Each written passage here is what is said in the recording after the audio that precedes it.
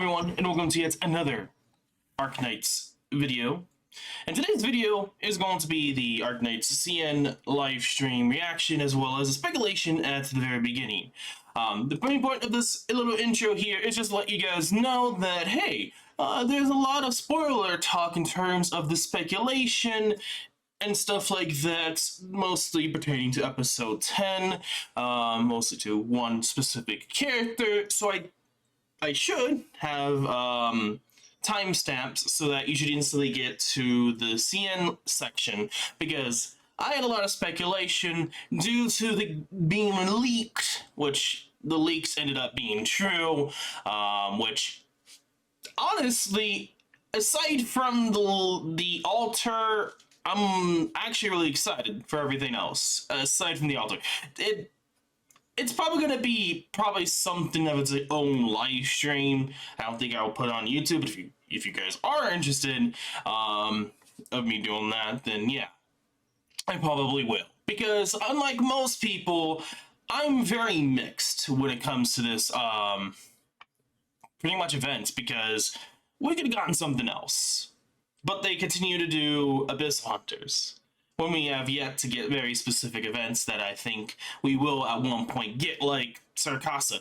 Like it's actually mentioned in the story that we go there, and we have yet to actually have anything to do with Sarkasa aside from Code of Brawl. You see the issue here? So, and of course, there's a lot of other characters that I've been waiting for 2+ years now. That's a long time. So, just by all of that, I'm disappointed. Mostly due to the altar. I feel like I'm starting to, I'm starting to not like altars. It was cool at the beginning, but it's starting to get, Her altar is probably like the first one where, like, I'm not really that interested in her. But it's new.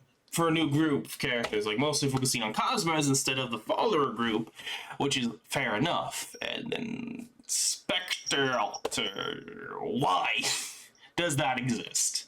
I know a lot of people are excited, but why another Abyss Hunter Altar?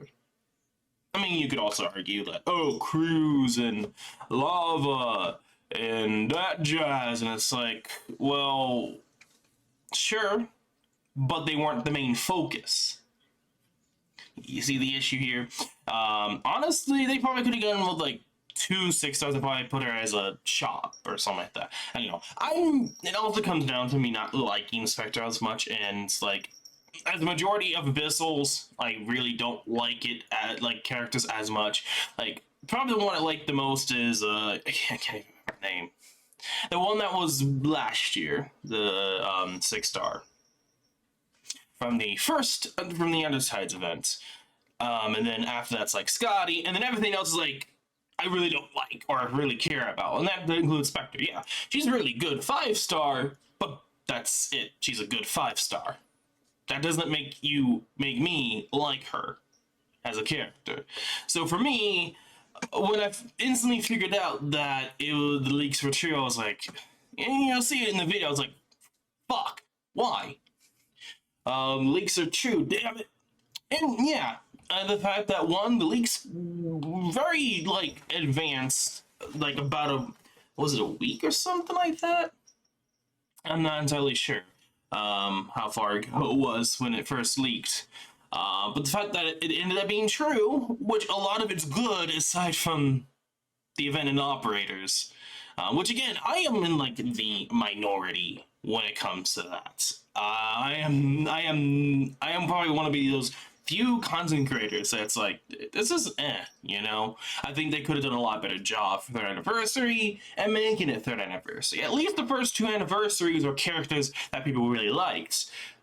Everyone likes, I should probably mention, but do I think everyone likes them doing Abyss again?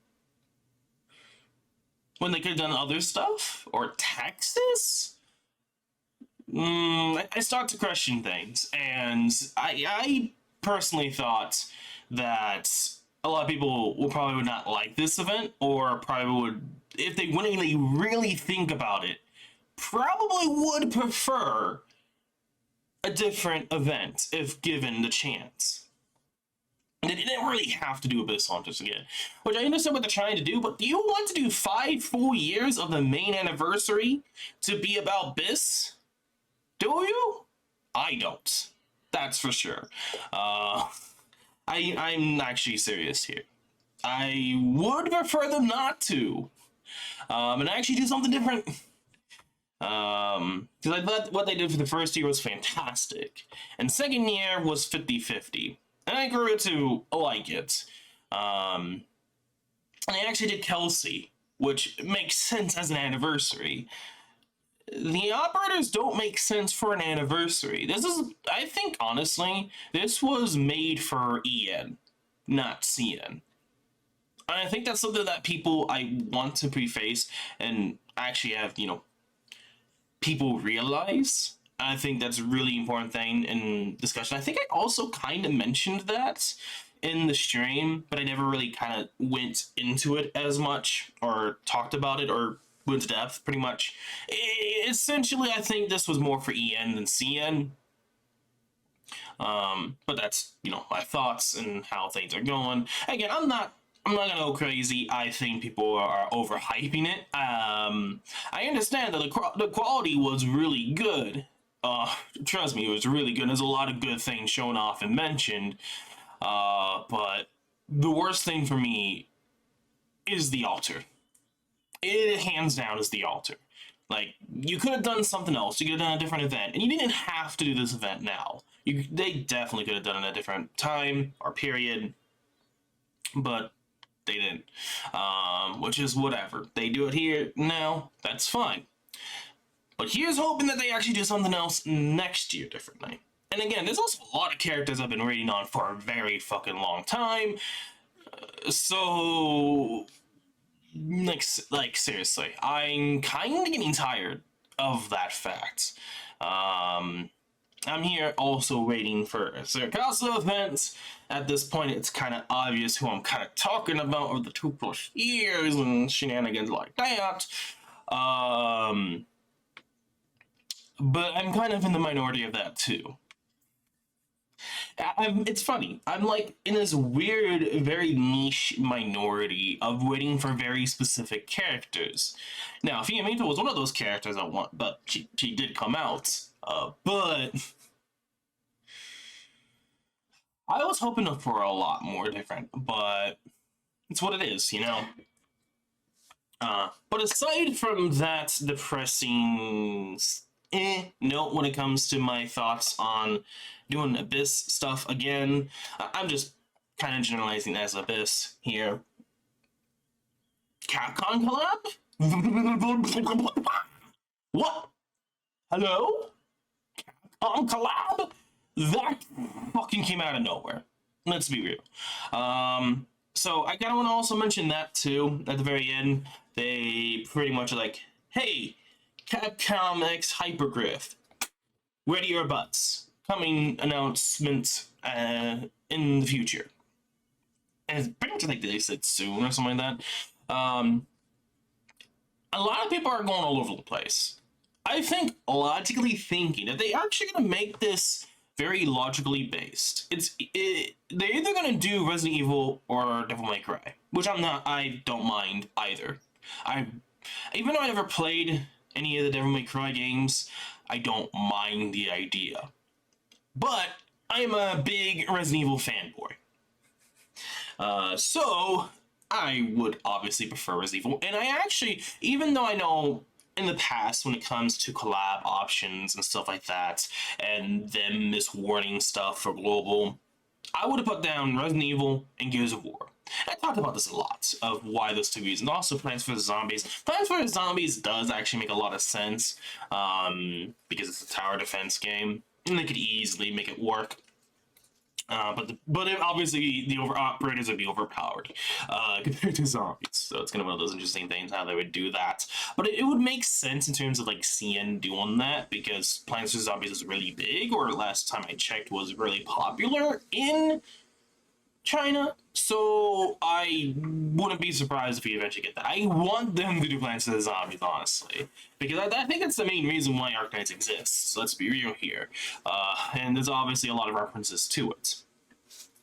But aside from that, Gears of War, catastrophes. They both have them. I mean, it's 4 and above that has catastrophes, but I think the idea based off catastrophes is from Gears of War. And Orempathy, I've talked about before, is also based off of Gears of War as well, from the Iron Lung, I think it was called. I can't remember what the disease was called for like the first 3 games. I pretty much emulsion. There we go, emulsion. So they're very similar.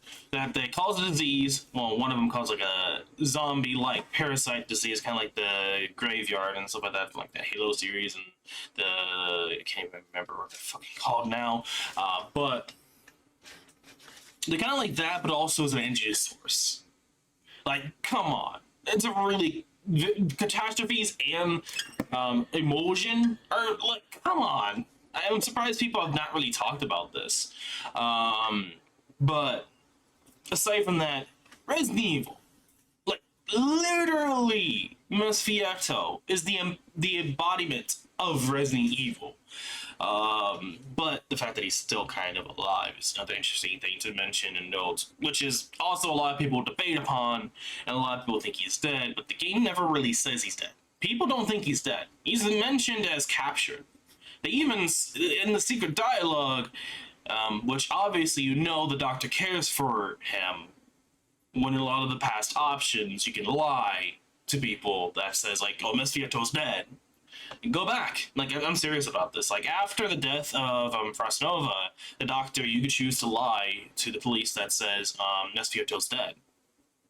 He cares about Mesfiato, and I wouldn't be surprised if he's in a coma at Rhodes Island, which has a lot of potential in the future, I talked about before. Really big potential, and I think could be the best character in the game, depending on how they do it. But aside from that, yeah, I think Resident Evil is really likely. I always talked about if Albert Wesker was in the game, I think it would be a perfect villain, amazing villain, and it would fit into the Arknights really damn well, like extremely well, as a villain, and just how stupidly overpowered and fast his moves are. Like, he is like on par on people in Arknights in terms of power. And he also is a badass. But aside from kind of fanboying here and what my thought process is, we will obviously have to see. But I'm nevertheless excited for the collab, or soon-to-be collab. But nevertheless, I'm going to stop yapping now. I'm going to let you guys enjoy the video. And of course, just a reminder that, hey, you can skip to the live stream reaction. Just know it's a lot of mixed feelings, especially due to the whole altar situation that I'm still mixed on. And I'll see as time goes on and how I feel about it. But overall, I'm not gonna go crazy for her. It's a ring that it's like, holy goddamn, they did her perfect. Her just artwork alone for her is fucking fantastic. It's funny how it's like I'm not that carried about altars anymore, and it's like it's the side character, side 6 star that I'm crazy for. And it also comes around to the Neural Altar and Flametail. I'm more interested in Flametail than Neural Altar. If I don't get Neural Altar, I'm fine with that. That's just how I am with altars now. It used to be something I really liked and enjoyed, and now it's just And it's not because of the whole broken, overpowered situation, it's just how I feel about them and just how they've been doing them. They need to do more of them. Like, it's a cool idea, it's just they do more of them, and them doing more of them would remove the situation of me not liking Spectre Altar as much, because I don't like Spectre Altar because of the amount that we've been getting, and the fact it's like we could get something much better, much different than another Abyss Hunter. You get what I'm saying? But anyway, I'm gonna shut up now. Enjoy the video. Let's talk about the leaks, shall we? Let's talk about the, I'm going to say fake slash don't expect to come true leaks, okay? Well, I could see it. I feel like either we're missing a lot of stuff from it if it ends up actually somehow being true, or it's not.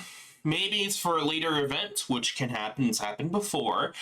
They actually do mention that, that it might be for a later event. So, and I have speculation of what we would and should see for the 3rd anniversary. That makes sense. After talking about it, I think that's going to be one of the more important things I want to mention.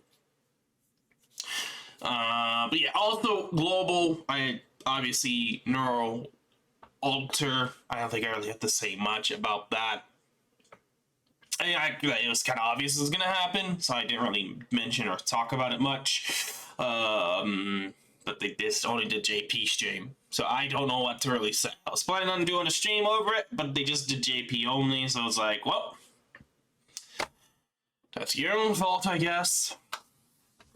But aside from that, leaks. So how do I even go about talking about these? Because there's only 2 operators that were quote-unquote leaks. That again could be later on, but again, it's kind of weird if it'd be later on, and if one of them later on isn't altered, but I don't know. There's a lot of things that it's like, I don't like about it, because it just, we've already gotten so much of that group already, and the fact that we're just doing it again, and that being the alter with so much options as alters, it's disappointing. Disappointing! Disappointed, or whatever that SpongeBob meme goes. So let's talk about it. It's pretty much just making it simple here. The sequel to Undertides. I feel like they could have done something different. It makes sense, but at the same time, they probably could have done something different. Like, why are we getting Undertides again as the anniversary, when again we could have so much potential? Because we already got it. I mean, we have yet to even get Saracasa. I know people will probably be excited for Saracasa, and it's like they did Undertide out of fucking nowhere. They could do that as well for the anniversary.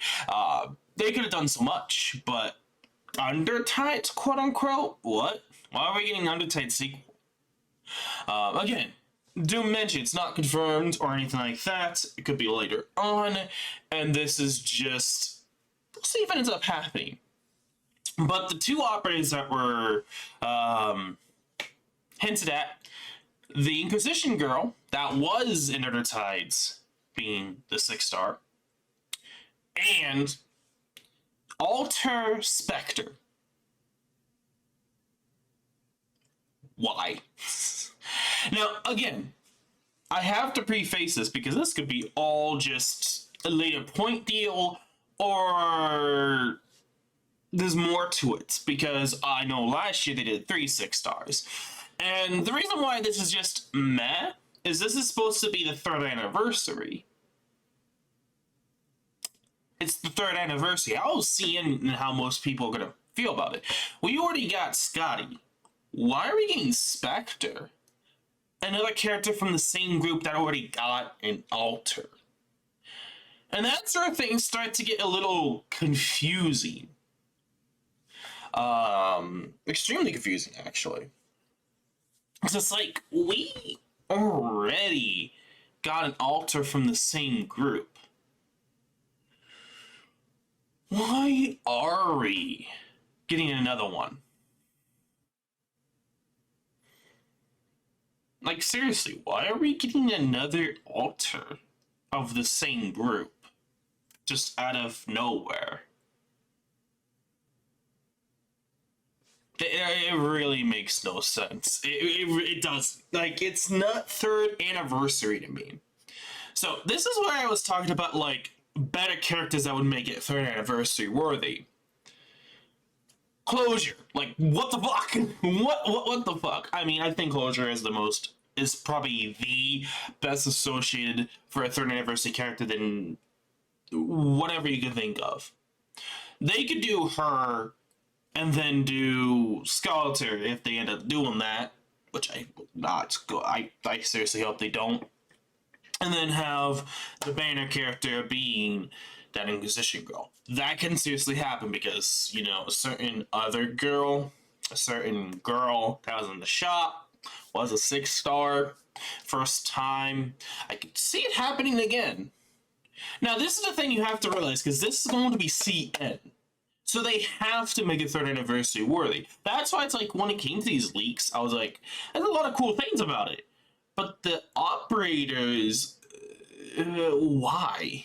It's not third anniversary unless they're really saving characters for later on when the story hypes up and then we just start rumbling in with the characters from story that at least appeared in the story as playable.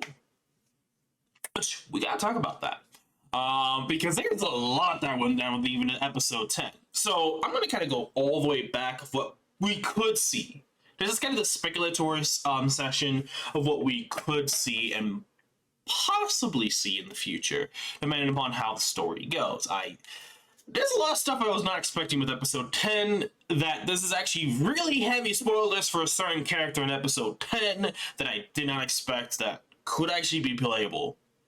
Went from I expect dead to I expect playable. A huge jump with just one story chapter. Yeah, there's a lot of stuff that happened in episode 10, and there's a reason why a lot of people are hyped for it. But first of all, let's just go all the way back. So, obviously, after episode 8, there's a lot of options available to us that could happen. You have Crown Slayer. I think Crown Slayer, if they do Sarakasa in any way, shape, or form, I expect her to be playable. I would be genuinely surprised if they don't do a limited with Crown Slayer and like a Texas Altar. Like, I could see that being a thing easily if they do a Sarakasa event, which we know happened before what happens in the next arc, which is the Victorian arc. So the fact that we just haven't really gotten anything for Sarakasa yet is just weird, but I think they're probably saving that for limited, or at least for the main stuff. Whatever happens in Sarakasa happens, save it for a limited, and I bet you Crown Slayer is whatever the dealio is. Heck, if they do Sarakasa, we could see a Crown Slayer today. Who knows? But Crown Slayer has, I think, the highest chance to be playable at this point compared to everyone so far that I am going to mention as possible playable characters. They just have to actually do Sarakasa for once, which they have. They kinda did with Coda Raw oh so long ago, as like they kind of like started a lot of characters up in like Sarakasa and wherever Shankta is, or whatever that place is called. Aside from Crown Slayer,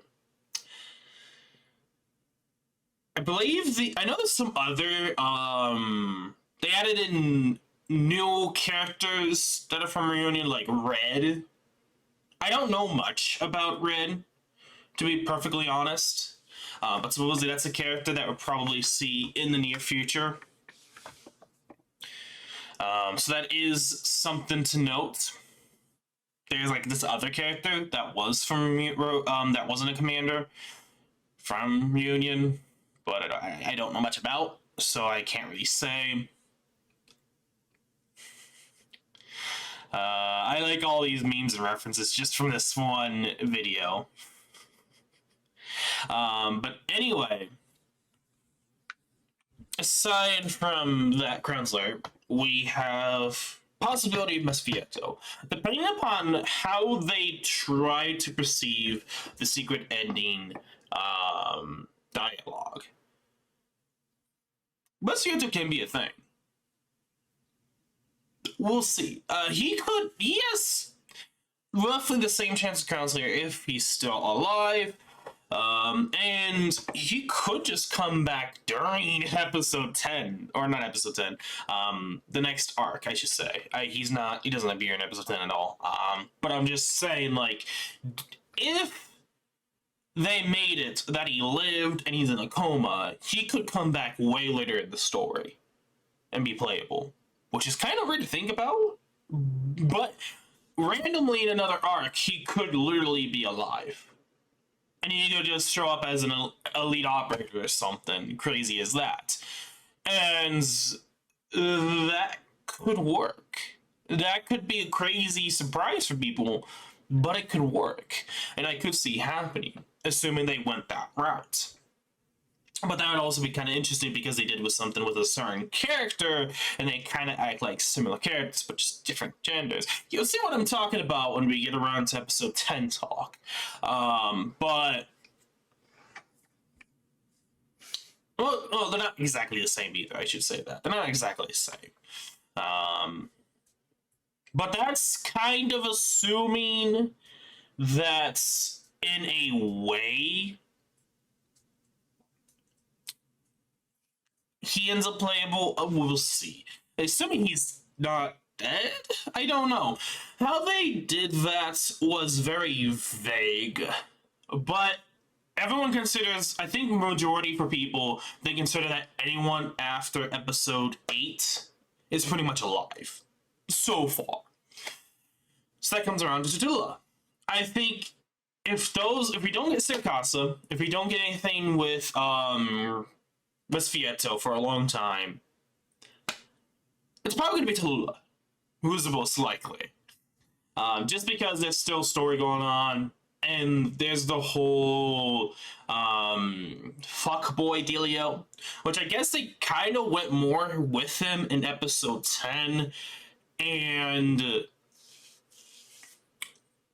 I don't know, like, there's stuff to him, and he's still doing his thing. Like, even with everything that's going on in episode 10 with Dublin and the Cosdale Commanders and all the shenanigans, the fuckboy lizard snake god, whoever the 1,000-year snake god, is still a thing, and he's still doing his thing. Like, he jumped ship out of Tallulah, and he's just doing his shit, from what I gather. So he's still kind of a threat with everything going on, by the way. So I think I really want to mention that, and I found really interesting. Also, me a credit card, by the way, in China, but yeah. So we could see Tallulah. We could see Nine. I think Nine's a really good option. She seems very chill, and it's kind of up in the air for Nine, but Tallulah is a more likely option, and I could easily see her at this point with what they did to her.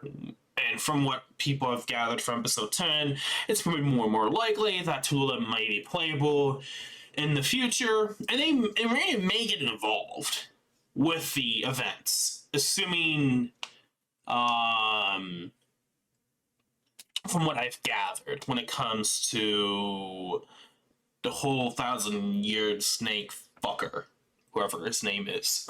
Again, I really don't remember at all what his name is, but he's probably going to come back one day or another, and it's going to be interesting to see if he does come back during this arc, how he's going to mess around with stuff. And I find that him just being like this weird, almost like Springtrap kind of deal, but just always constantly interfering, I think would be kind of funny to see.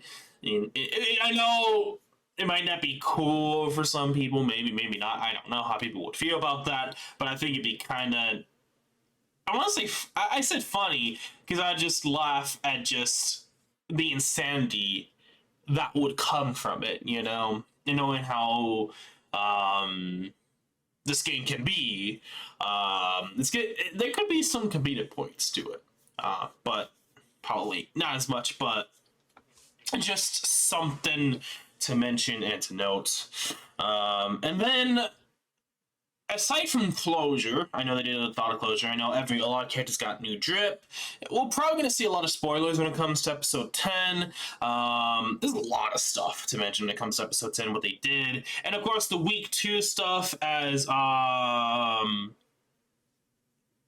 they actually did the PV music for the boss theme of the second version. So that is something to note. So I want to also mention that because, oh my goodness, it is so good. I might as well get that up for you guys.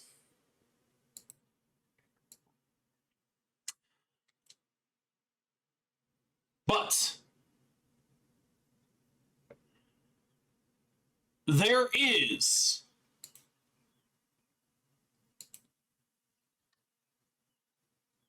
one more thing we have to talk about. This is heavy spoilers, though. This is heavy spoilers. I just want to mention that. I'm going to put up the music. Hopefully that's not too loud.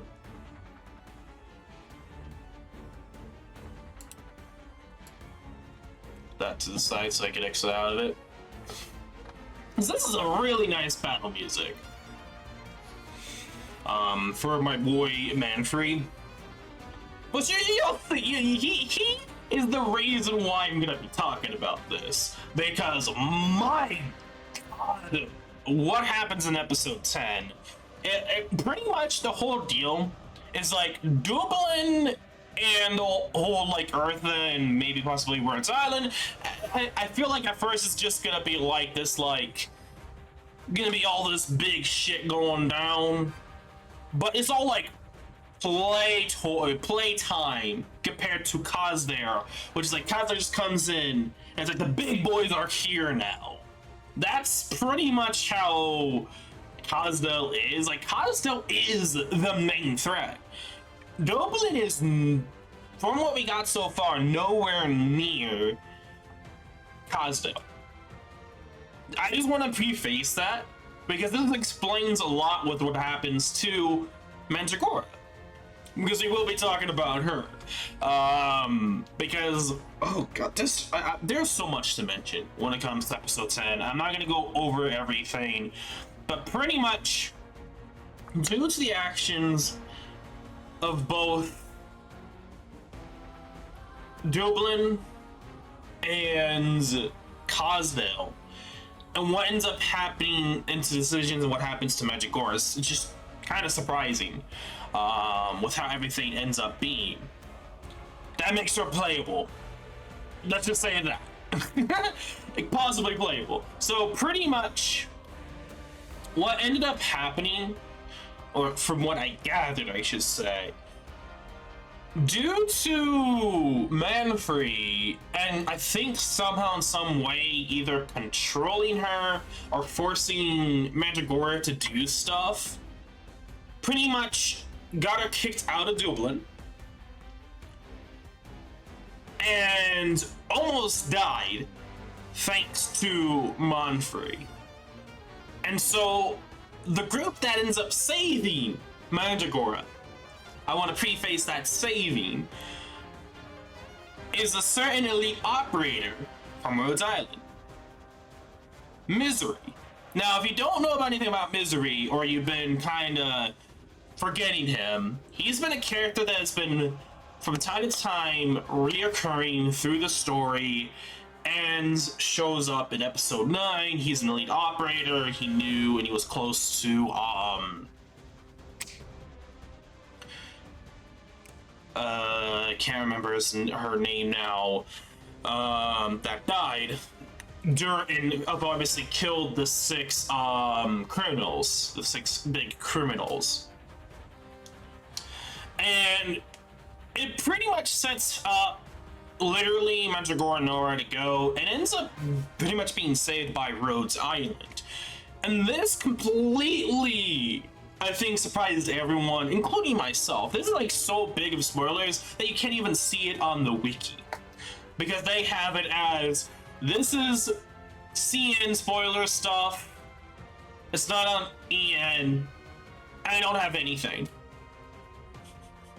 Like, they did have it, and then they just completely wiped the surface out of it. Probably because of, due to just how surprising and possibly due to how people possibly think and where people are right now thinking of due to the translation. Maybe they don't want to make sure it's not like ends up being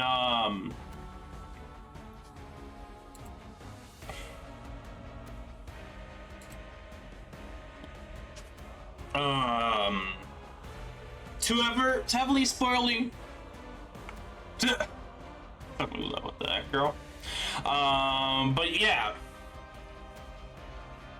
So that is like the biggest thing out of episode 10 is pretty much she's injured. She ends up getting saved by Misery, to operator from Rhodes Island, pretty much saved by Rhodes Island, and is now what they say prisoner of war, which I don't really like that phrase because it doesn't really fit.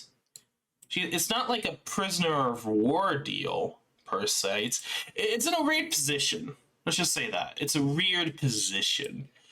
Like, what do you consider prisoner of war? I don't know. It's an interesting situation. I feel like I could see her being playable if they decided to make her playable like in episode 11 or something like that. If they continue on from that, she could be playable here. That's the thing about all this too, is that I thought Limited would be based off of episode 10. Or at least the 6RB, or everything would be based off episode 10, which would make sense. This is literally off the tails of episode 10. So for me, hearing Undertides, it still makes like no sense we're getting something with Undertides. Like, we literally have like the whole thing with Magigora, Closure, Misery. I see Misery being playable in the future. I do. But the fact that they're really keeping it like the lid tight when it comes to Magigora is interesting, and we could actually see her be playable. That's the thing, is like nothing was confirmed with the leaks. It was just all over the place. But yeah, going back to the whole like Magigora versus Harmony, again, I did not expect what happened to our Magigora to happen. So the fact that happens, I'm kind of confused now of what's going to happen to Harmony. Because I like my smug cat. Okay, I like the smug cat. I want the smug cat. I like both of them. I find them to be like a package. But we'll see how things go, obviously. So I think that's all there really is to mention of like Magigora and her being possibly playable in the future. She has the highest. She honestly, I say the others, and it's like technically Magigora, depending on how they go with it. It's like I wouldn't be surprised if we do see Magigora being playable during this stream. I wouldn't be surprised. You'd think that they would base it off episode 10. We'll see. Code Brawl? 嗨，大家好，欢迎大家来到明日方舟3周年前瞻特别节目。感谢大家对明日方舟一如既往的喜爱，也感谢哔哩哔哩直播对本节目的大力支持。我是明日方舟的游戏制作人海猫洛河雾。那没错，这里都是现场。正值疫情期间呢，为了避免线下行动引起不必要的传播风险，那我们还是转为在家进行封闭的录制。在这里也要向一线的医护工作人员、防疫人员、志愿者们说一声辛苦了。那虽然我家比起之前搭建的直播间啊要简陋很多，那不过我们为大家准备的版本情报以及相关内容呢，还是一如既往没有打折扣的，所以也请大家多多包涵，也希望大家在疫情期间好好保护好自己，多多注意自身和家人朋友的安全。那闲话不多说啊，最近我看到很多博士们对3周年版本的一个猜测，通过这些猜测，我们也感受到博士们踊跃的一个热情。那还请放心，面包会有的，故事也会有的，我们将始终致力于完善这个泰拉世界。那不过故事还是要一步一步讲的。例如我们这次的3周年版本呢，也是在泰拉大陆某个熟悉而又陌生的角落里发生的事情。那预知本版本详情如何，我们一起来看一段动画。Oh, so getting straight into it with something.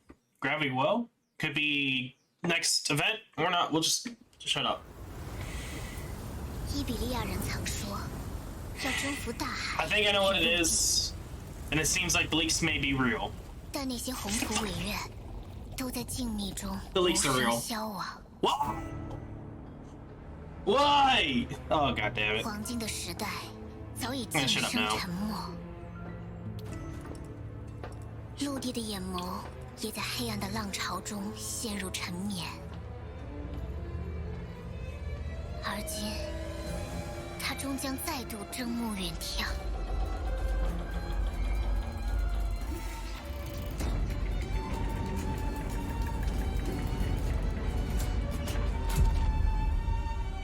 以伊比利亚之名。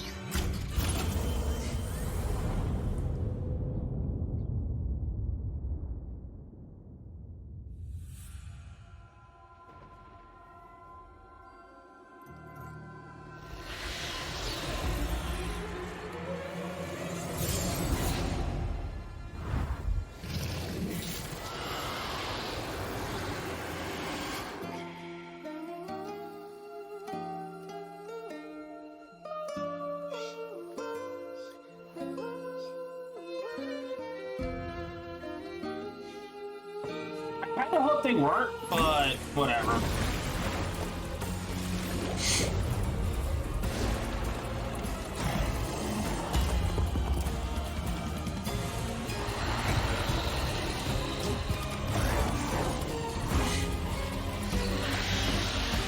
She's pretty sick though.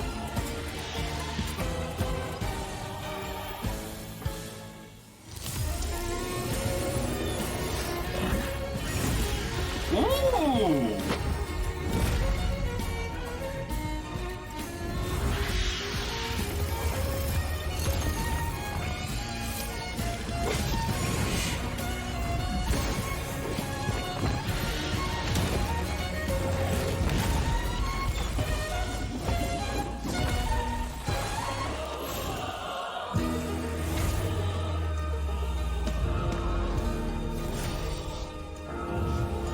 They definitely had to make it good for me to actually be like, okay, fair enough. And they did, surprisingly.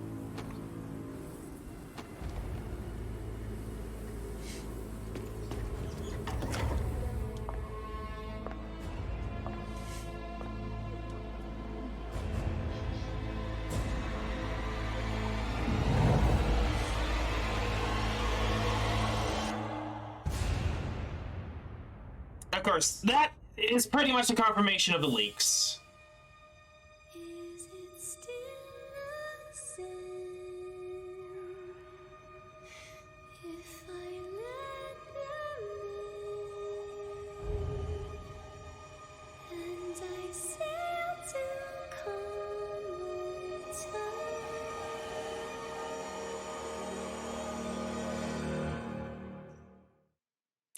欢迎回来。没错，我们这次的故事呢， Okay. 仍然是围绕着深海和阿格尔展开。 I mean, I'm back and forth with it being real. The fact that it was leaked was also disappointing, because this would have been a surprise. 我们有过一面之缘的小审判官。 I liked what I 不过 saw. 大家应该能够看得出，幽 But 灵 at 莎 the 的 same 状态 time, 和平 like, 时不太一样。 why 我 though? 们在之前的 When 故 you 事 had 里 so 揭露 much. 过幽灵莎是 But I think 深海 it was 角被 more 原始感 focused on 实验 Ian 中谨慎 than 的活起， Cian. 但他的精神状态会变得非常的不稳定。在覆巢之下的 That's 故事 the 末尾 only reason, because whatever's next going to be the official 成为了伊 third. 比利亚的监牢，但事情远 I'm 远没 just 有 gonna 那么 say it 简 right 单 now.。在他们的目的 A 地 lot of people 格 actually 兰 like 法洛 expected that much, which I would be generally surprised by. 在伊比利亚的语言里呢，格兰法洛是灯塔的意思。伊比利亚的海岸线上曾遍布灯塔，但大静谧改变了一切。灾难后，为了在新的海岸线修建灯塔，监视海洋活动，大批的工人在审判庭的监督下，奔赴一线。这也是格兰法洛这样的灯塔小镇诞生的背景。灯塔呢，对于伊比利亚来说是特殊的存在，大家也不妨猜测一下，凯尔西选择此处的用意。总之，在众人来到此处后，孔鱼开始在镇上出现，一个名为 I instantly 约翰的幽 knew 灵 that 族 the 的 leaks 谣 were 言 real, 也流传 but 在 it's 小 not 镇 like 中。 the first second. I was like, 说到这 oh 里， god 想 damn 必 it, it's 就 real. 博士们已经想到动画中那艘神秘的大船了。那至于众人到底有没有登上那艘神秘的船只，我们能不能见到深海猎人们在海中战斗的样子，以及我们会有哪些将要大展身手的新朋友，就让版本 PV 来稍作解答。So this is gonna be the banner stuff and like that. So let's surprise me. Or maybe CN likes Abyss Hunters a lot more.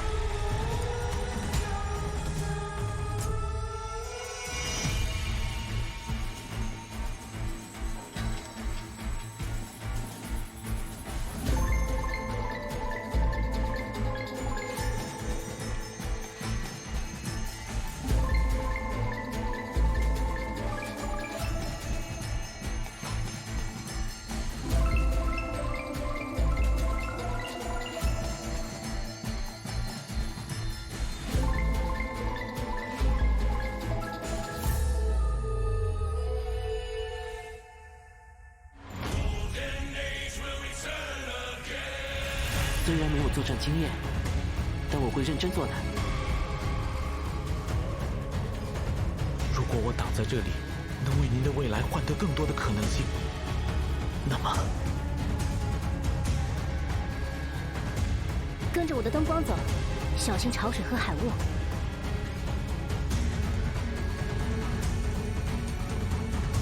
Oh, she's a 祝 body. 你在梦中也能保持清醒。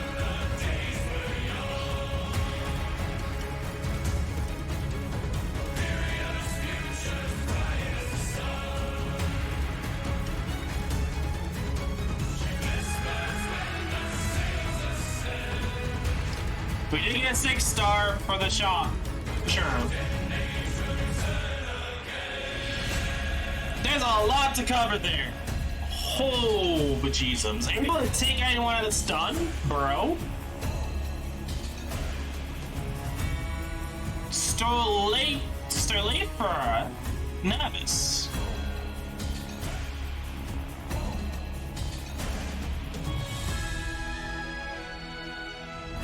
Third anniversary skins. Whoa. Babeek. I mean, that's... Is that Babeek or is it who? Frostleaf. Frostleaf. That's a dude. Okay, that's kind of a funny, cute one. Oh, she's Relfer? Nani? Already getting a skin.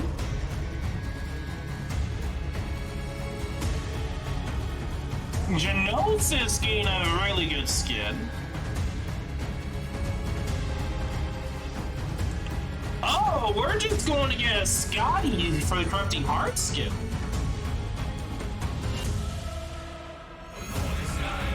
Oh.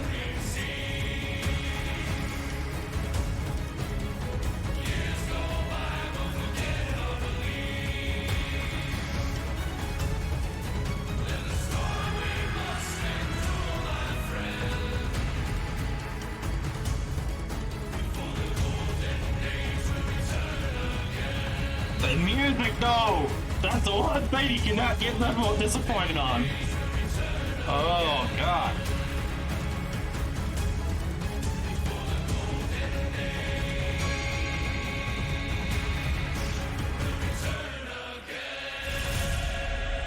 Okay, I mean, I'm back and forth with Scotty, but overall, nice. 欢迎来到我们3周年的版本故事《愚人号》。本次我们将紧接覆巢之下的剧情，继续跟随各方视角， more to it. So you have the 3 mains and then 城镇、 Green and 一探黄金船的秘密。 Spring? 当然，就像大家刚刚所看到的一样，卢岛岛会迎来几位新的朋友。不过，一直让我单口相声，那也太单调了吧？那这里嘛，还是要让另一位老朋友来为大家介绍一下。有请我们从被隔离在家的大黄老师。Hello， 大家好，看得见吗？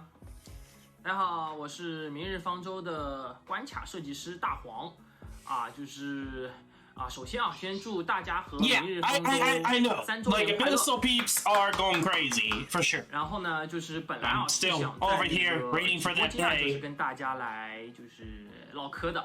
I'm still waiting for that day. 这样子就是也没有办法。不过没有关系就是我赶紧把这里。I have yet to get like extremely overhyped about stuff. Yeah, for a long time with Arknights. Obviously, I'm not the biggest fan because I think they have done something different. 这次3周年活动的新干员吧。Whatever。就首先啊，就是大家已然一窥身姿的是龟鸣幽灵鲨啊，然后他是一名特种干员啊，然后作为傀儡师这个职业分支啊，让大家都知道啊，就是这个职业他是不会惧怕在战斗中被击倒的。Yeah, there is a scouting skill. There is a live 2D. 它拥有多种其实影响它生命值的手段啊，所以说这种特色会进一步的被放大。就它的第一天赋啊，能让其替身啊提供一个减速控制与法术输出啊，群体法术输出这样一个效果啊，这使得龟鸣幽灵鲨被击倒后啊，同样有持续发挥的作用。然后呢，它的第2天赋是一个阵营天赋，然后龟鸣幽灵鲨可以提升所有深海猎人的生命值上限。Or something like that. We'll see. We'll see at the gameplay, because I bet you they're gonna go through at least the main ones here. 非常好的一个说与生命值有关的一个作战能力啊，所以说能够大幅的提升深海猎人的一个生存能力。再来看看技能啊，就是技能是生存的技巧啊，这是一个非常特别的技能啊。如果运用得当的话，就是可以起到拯救队友或者拯救自己的一个作用啊。Well, it's not really healing because they don't show health. It's like a buff. 什么叫做交换就是血量的比例，对吧？啊，我举个简单的例子啊，就是幽灵鲨在周围的干员中啊，当然开始进的假设 A 干员当前剩余的血量是10%，那龟鸣幽灵鲨它自己剩余70%的血量。那么开启技能的时候， I mean, we're definitely going to get stuff in the future too, so I'm not a lot to expect because I know from the leaks there's a lot of crazy stuff on top of this. 要注意的是啊，就是这个技能啊，它本身并不算是治疗啊，就是它不算一个治疗的行为，所以说像类似于无法被那个治疗的干员啊，同样是也能够享受这个换血的一个效果。二技能生存的渴望啊，它是会技能开启后啊，会提升龟鸣幽灵鲨的攻击力与攻击速度啊，并且同时提供一个锁血的效果。What？ 啊，但它在技能结束后会被直接视为击倒啊。啊，当然，因为啊，就是像龟鸣幽灵鲨它是傀儡师这样一个特质，所以说被击倒的时候，它是会切换它的替身来继续进行作战。Okay, so we actually get the doll form now. So a 3 possible blocker specialist that's doll. 输出能力和生存能力啊，得到or possibly 2 block. 增强，并且啊，就是攻击所有阻挡的敌人。同时呢，这个技能可以以流失生命值为代价，然后换取更高额的输出。所以为了更直观的让博士们理解啊，所以我们就不多说了，直接就是上演示视频。这里我们看到啊，我们展示的是good stage to showcase， 就是与泥岩巨象然后作战的一个。What the hell？ 我们也知道，就是泥岩巨象，就是 That is like insane attack speed. That's more than 血量和攻击都是非常恐怖的。normal Spectre. 它的二技能 Maybe not as much 高额的 damage. 输出啊，以及说一个锁血，就是低生命值不低于1这样一个效果，来与泥岩巨象进行一个对抗。3k HP. Wow. 先龟鸣幽灵鲨 They definitely made her like her normal class. 那我们这里差不多啊，就是等他泥岩巨象第2次攻击的时候，我们准备开启。So yeah, they definitely made it like her. 这个可以看到，其实这个时间还是非常长的。同时啊，就是可以看到那个泥岩巨象的这个生命值啊，就是消减的非常快。And then she dies. 然后在这个 And so it's the damage over time attack. 它的替身啊，这个替身同时拥有说群体的一个 this is actually a really good offer. 输出能力。Just the fact of having like normal Scotty S2 where she doesn't die for some time and then seems like true damage 有一个作战的能力比较强力的作战 with her doll. 这里啊，我们演示的是龟鸣幽灵鲨携带3技能一个说对抗一波高压敌人的一个效果啊。就是我们知道啊，就龟鸣幽灵鲨它3技能开启的时候，它会攻击力和生命值啊，就是得到一个非常高额的。Yeah, she has 2 block, not 3 block. She would have been broken if she had 3 block, but 就是它在 she seems pretty busted. 自身的敌人时，它会额外进行一次高额的。Oh, the damage output is insane. And 8, not 8k. She's like almost in a way, aside from like the overall damage from Cerner, she acts like a lot like Cerner, but with a doll. 好了，介绍完闺蜜幽灵鲨啊，我们再来看看 And I like the glow up for 我手上啊的第二份情报是属于覆巢之下时已经出场过的小审判官啊，艾莉尼。艾莉尼啊是一位阻挡数为2的近卫弹，职业分支是剑豪。那这个职业的特性啊，就是普通攻击会连续造成2次的伤害啊。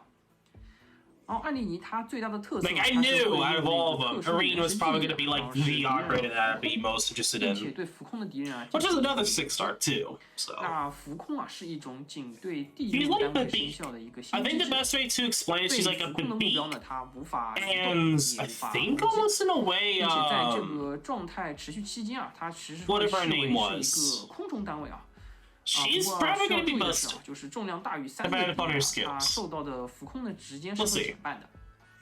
艾莉尼的第一天赋啊，审判之火，可以让他在攻击时啊有概率无视敌人的一定比例的防御力啊，并且啊就是攻击空中单位时候啊是有这个概率会大幅的提升啊。它虽然是一个近战单， I do like the color scheme going on where it's like all dark and muddy, and you have that pink color to 攻 it. 击空中单位的。并且啊，这个对其造成的伤害呢，同样也是享受第一天赋的加成的。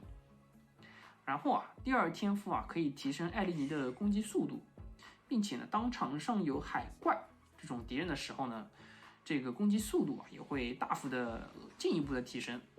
然后这个天赋呢，可以提高艾莉尼的输出能力，并且后续我们会提到啊，就是艾莉尼她是拥有一个攻击回复类型的技能的，这是可以大大的提升这种类型这种技能的一个回转速度。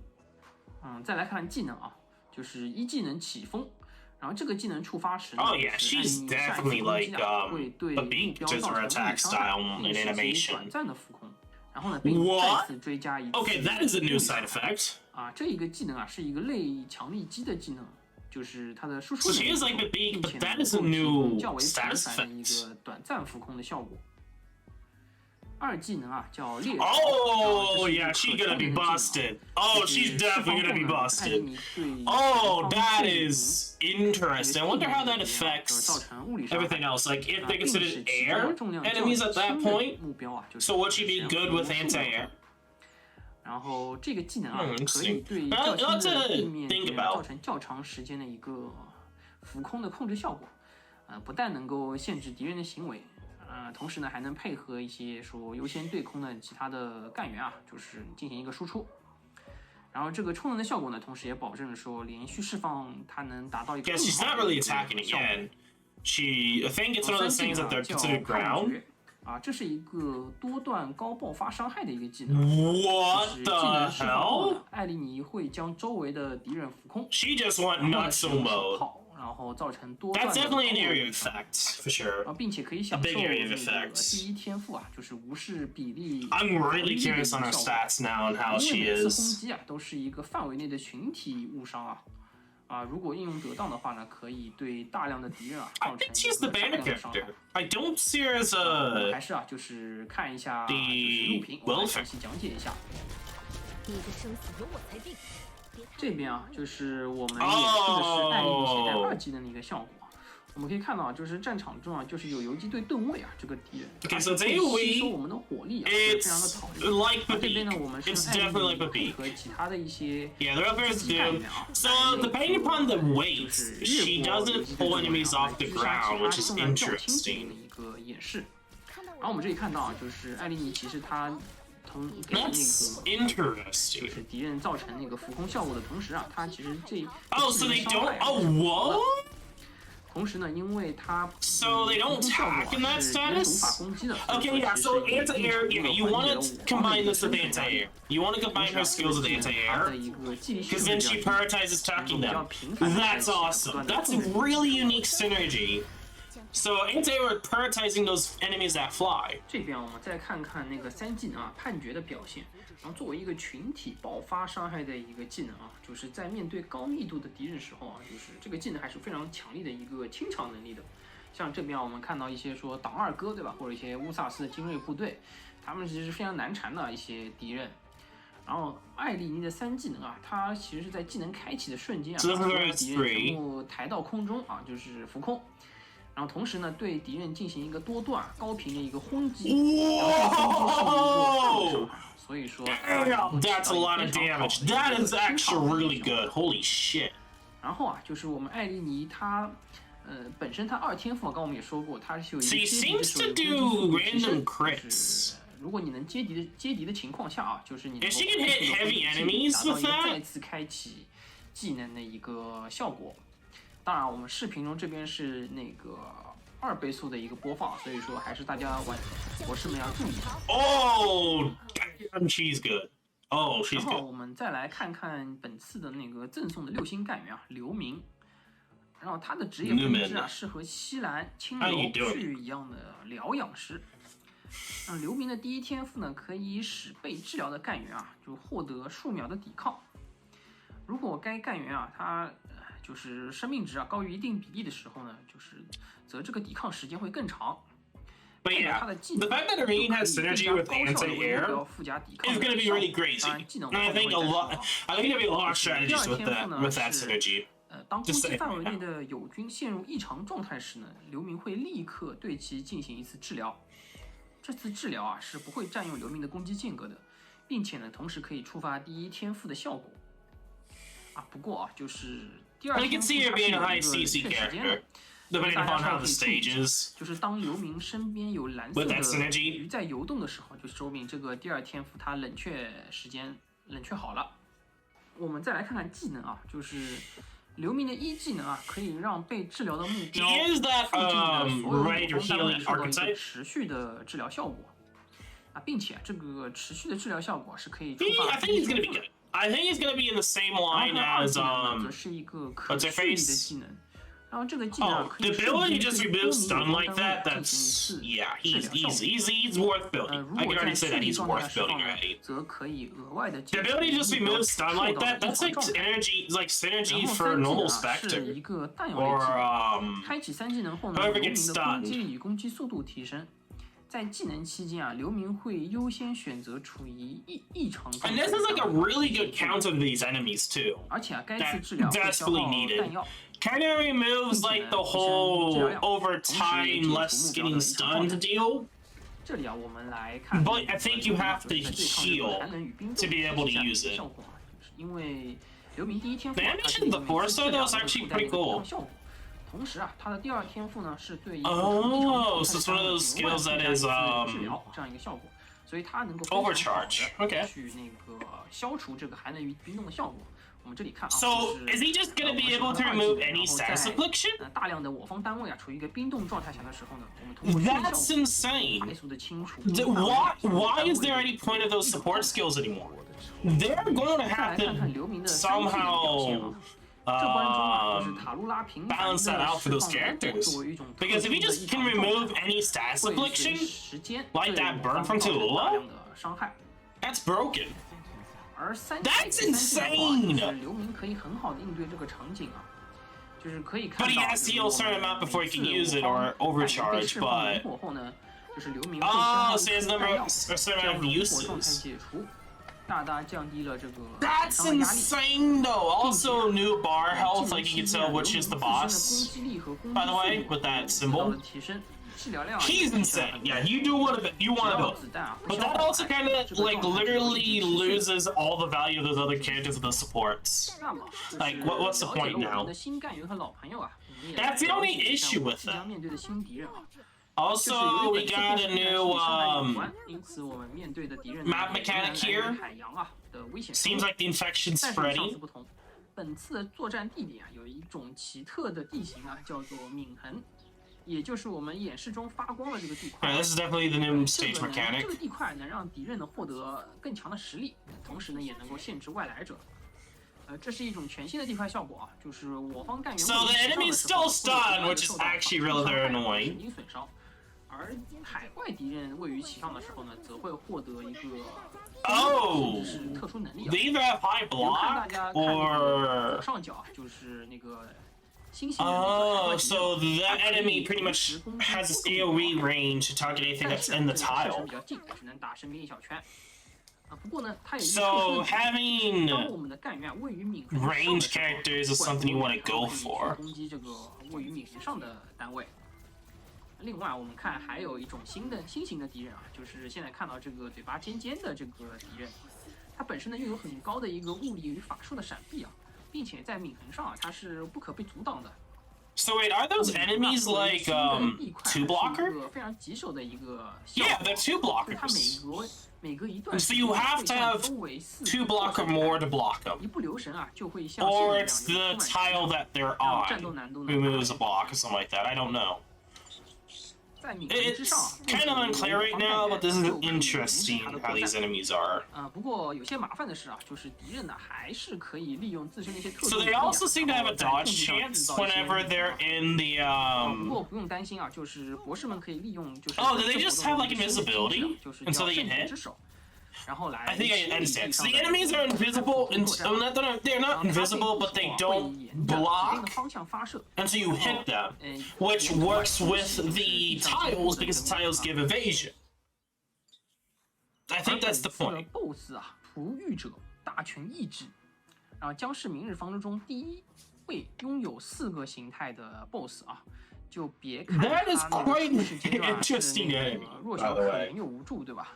但实际上啊，它是可以通过捕食行为啊，然后获得定向的一个进化效果的，并且啊，随着多次捕食的进化 ，BOSS 的外观和能力啊都会越来越强。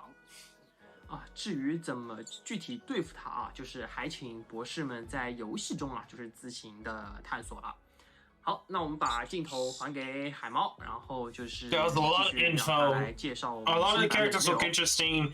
Literally, the medic, 大黄老师的介 literally 绍啊，大家对 no 本 point in 次 those 的 status 新朋友 affliction 应该有 stuff 一个 over 初步的 time. 了解了 That's 吧 over now. 那其实本次 He's 周 your 年庆的 guy. 愚人号活动呢，也将以一种新的探索形式呈现在博士们面前。 Which is good and 随 bad. 着地图的深入探索，博士们将发 Okay, 现 so we're 越来 getting 越多 more 新地点， info 并 for 获得 the 与故事 event. 相关的物品，以及助力探索的神秘仪器。刚刚作战中提及的圣徒之手清洗模式，也是这些神秘小帮手带来的效果之一。另外啊，在开拓地图的过程中呢，博士们还可以发掘出蕴藏着丰富奖励的宝箱，那其中还有包含本次活动奖励的6星干员刘明，以及我们的医疗小车 Lesson 2的新时装，斗争血脉系列海岸救援改装，大家可以看一下图啊。 Suffering and 当 struggle. 然，本期还会有更多斗争血脉系列时装上新，到时候欢迎大 I 家 like 在 how 时 that's 装商 literally the 城为 theme 干 of 员 the 进行选购。 bloodline of combat 该 is 系列专 suffering 业的 and 服装 struggle. 破冰将供博士们免费签到领取，请不要错过哦。 Just 另 own 外， up the 此前通过 skins. 原石购买并拥有优 And 丽 of 沙 course, 时 the 装 skin 海岸 voucher 记 for 暗流的博士， Spectre. 我们会向各位发放一张时装 Obviously, 质检 go 凭 for 证， the 请注意在邮箱里查收。 Life 2D 本次 skins. 卓辛斯卡蒂的斗争血脉 Because 系列 these Life 2D 升华 skins will cost 21. 形象的时装，售价 So if 21 you have the voucher, go for these Life 2D 男 skins. 一与大家见面，他身边的光彩还是那么的绚烂夺目，我非常喜欢这个光影向他汇聚而去的笑容，那配上难得露出的笑容，那简直是直击心脏。那他的亲族也环绕上了冠冕，仍然与他亲密无间，甚至是有一种神秘的一种气氛。而 W 的时代系列恍惚将会在此次更新后升级为包含有动态形象、 Oh, W 入 getting 场 that 动画 Life 2D 和时 service. 装 Hell 专属语音台 yes. 词的全新动态时装。 Oh, hell 除了时装的 yes. 动态形象以外呢，视频内展示的入场动画以及全套崭新的新语音，都是依据时装主题进行 Yeah, 的特别制 definitely 作 gonna be 而 using the 适配的。 skin. Hands 时 down. 装售价呢为24元时。如果是 They 之 brought 前 back one of my 已拥有本时装博士 actually 们的，我 favorite 们将在此 skins 次更 and 新 actually 之后 made it 免费为各位自动升级时装所有的全新内容，无需额外操作。那这里也为大家展示一下恍惚系列的全新中日语音。ご飯ご飯っと。今日の担当もまた私か。 Oh, new voice lines. 雪。じゃがいもじゃがいもイネスの芋頭っと。そうだ。じゃがいもの中にも爆弾を詰められそうね。 Okay. バカな奴らを騙すにはちょうどいい They're わ。 actually doing different stuff once you have the skin じゃ in が it. いも食べる？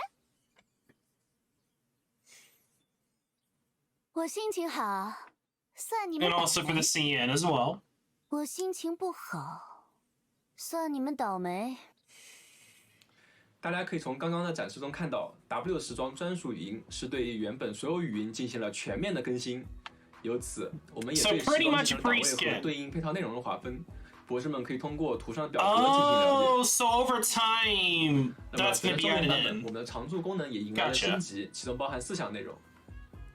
首先是 PRTS 新增了角灭作战全权委托代理指挥的功能。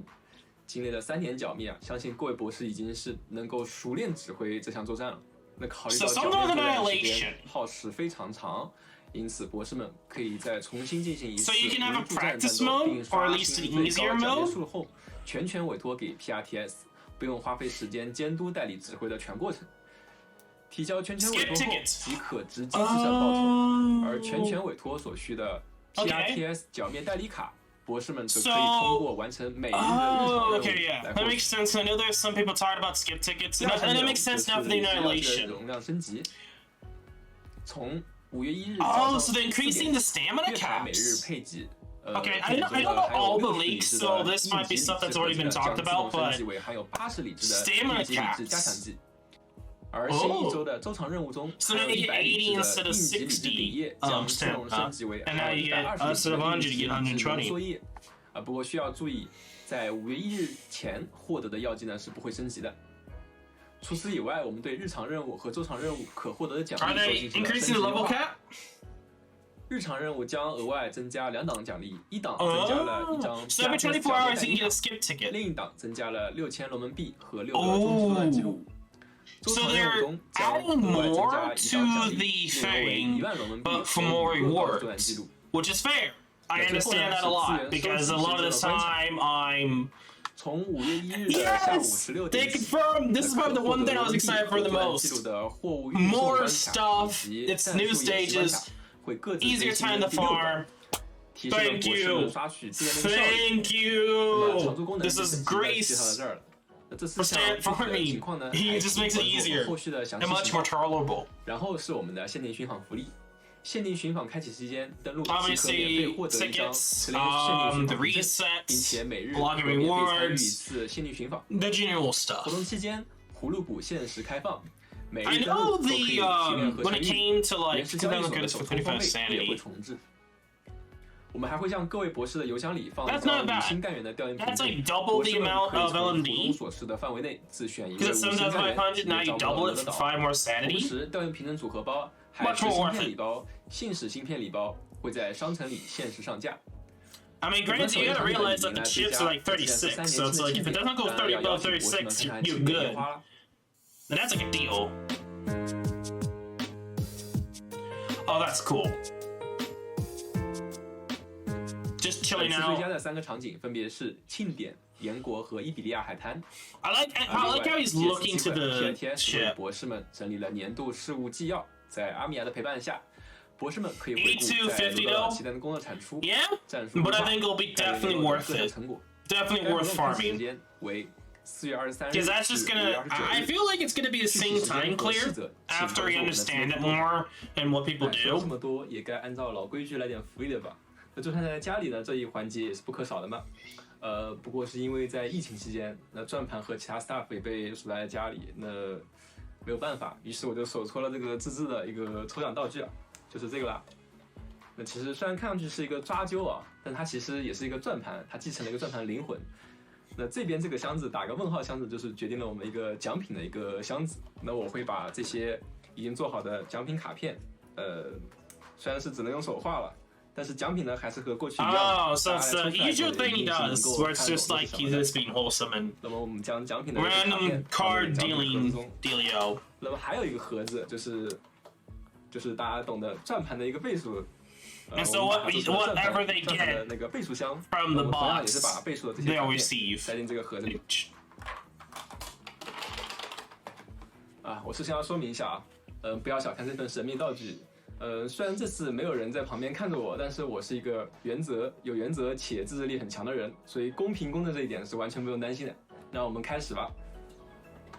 首先，我们要从这个奖品箱去抽出一份我们的奖品。 He didn't do a really good job just scrolling through them.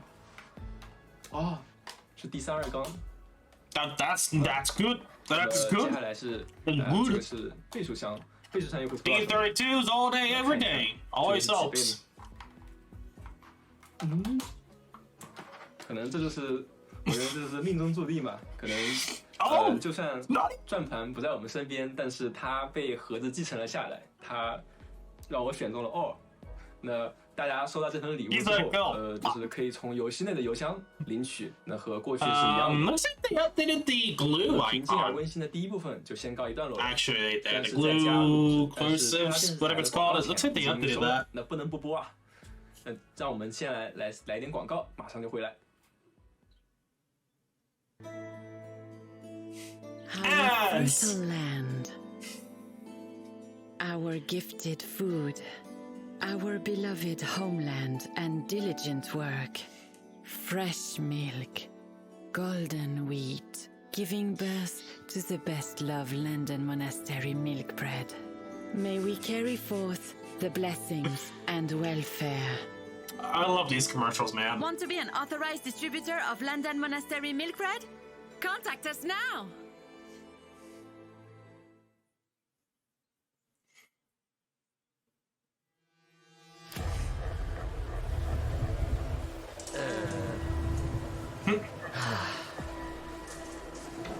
Huh? Yay! This is what we want! What? Spinach Pack, the source of Cortus's unlimited power. Take your irresistible Oh, steps. Make your Popeyes! stunning debut. Oh god. Just the magic The cruisy, Spinach Pack just that eating guarantees spinach your and just outperformance. destroying The people. one and only choice for Cortus in the battlefield. Quand le rideau se lève, la comédie musicale la plus étonnante commence. Notre plus That's what célèbre they're doing here. héros, le mystère de Gaulle, la confusion, la passion, la rage et finalement la vengeance. Monster Siren Records vous présente Phantom et Crimson Solitaire, le disque vinyle en édition Oh, spéciale, the y soundtrack. compris toutes les chansons originales classiques. Une immersion incroyable. Nous vous offrons l'opportunité de recevoir des albums gratuitement, seulement pour les 10 premiers. 感谢各位博士的耐心等待，欢迎来到罗德岛作战室。在这个环节，我们会带来一些新消 Rhode 息。 Island's control 首先是 center. 罗德岛又有新生意了。作为一家资质良好的制药公司，罗德岛与众多地方企业保持合作关系。出于业务拓展需要，经过谨慎评估，罗德岛与这些地方企业达成了更为深入的合作意向。在提供医疗援助的同时，也将提供必要的武装保全服务。为了方便博士们理解，带领罗德岛开展新业务，宣传部门特意制作了一支宣传片，让我们一起来看看吧。Oh, the base is gonna be reworked to hell, ain't it? We'll see. Iron Current Mine?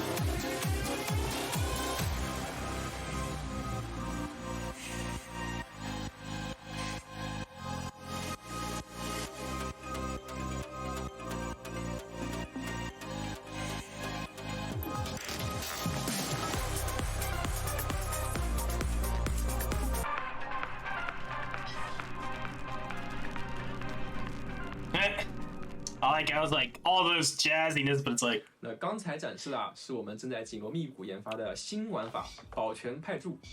宣传部门的这支宣传片可以说是非常概念的。那关于这个玩法，关于这个玩法这个就由我来给大家介绍了。保全派驻是一个全面开放的玩法模式，博士们会以一种全新的方式来指挥干员就是挑战越来越强劲的敌人。而玩法中最特别是最重要的一种操作叫做接力。我举个例子就是博士们如果把一个干员 A 部署在场上时他可以选择部署在干员 B 所在的位置上，他就可以触发这个接力。而接力效果触发后呢，干员 B 会退场，然后新部署的干员 A Wait, is like this some new kind of like system where you can combine characters together? 然后这些就是可以被干员继承的能力就叫做战术装备。然后根据职业的之分So if you have Bison with, he can block 3. 是不同的。And you have both of them 比 attacking? 方说重装的战术 Or 装备 essentially 它是 Texas 可以 attacking? 增加防御力，并且增加阻挡数。而先锋的战术装备 So yeah, like a new battle 提升 system. 攻击力， Like, 并且 if I'm understanding this correctly. 多件装备的效果其实可以叠加的，所以就是干员继承的战术装备越多，他的能力则会越强。不过就是每个干员他可以持有的那个战术装备的数量是有上限的，不是无限加的。与常规关卡不同就是保全派驻玩法中，博士对于干员的调度方式是完全不一样的。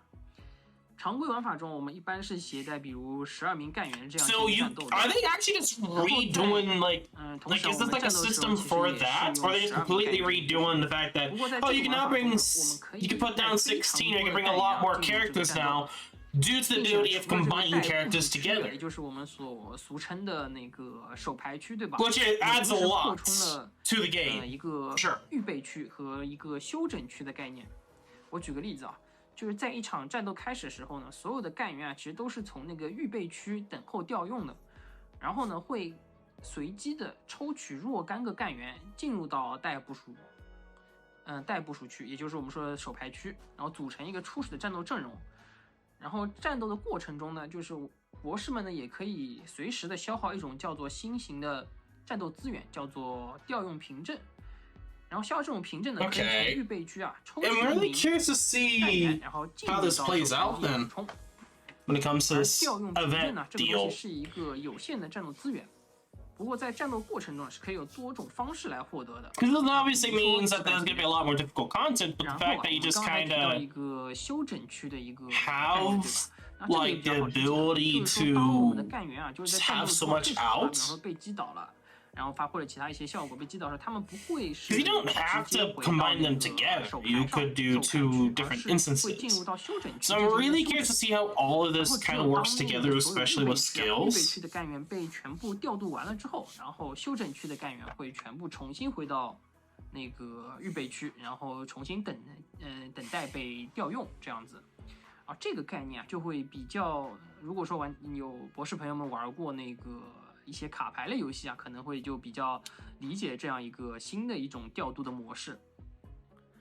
当然就是不仅是干员会不断增强就是敌人的话，随着时间的推进也是会不断的变强的所以说到战斗的后期就是干员如果身着多件战术装备的干员他如果一旦被那个击倒的话，那就是一个非常血亏的事情那所以呢，在这个玩法中其实每个干员他其实有一个特殊的状态的，那个状态叫做救援请求。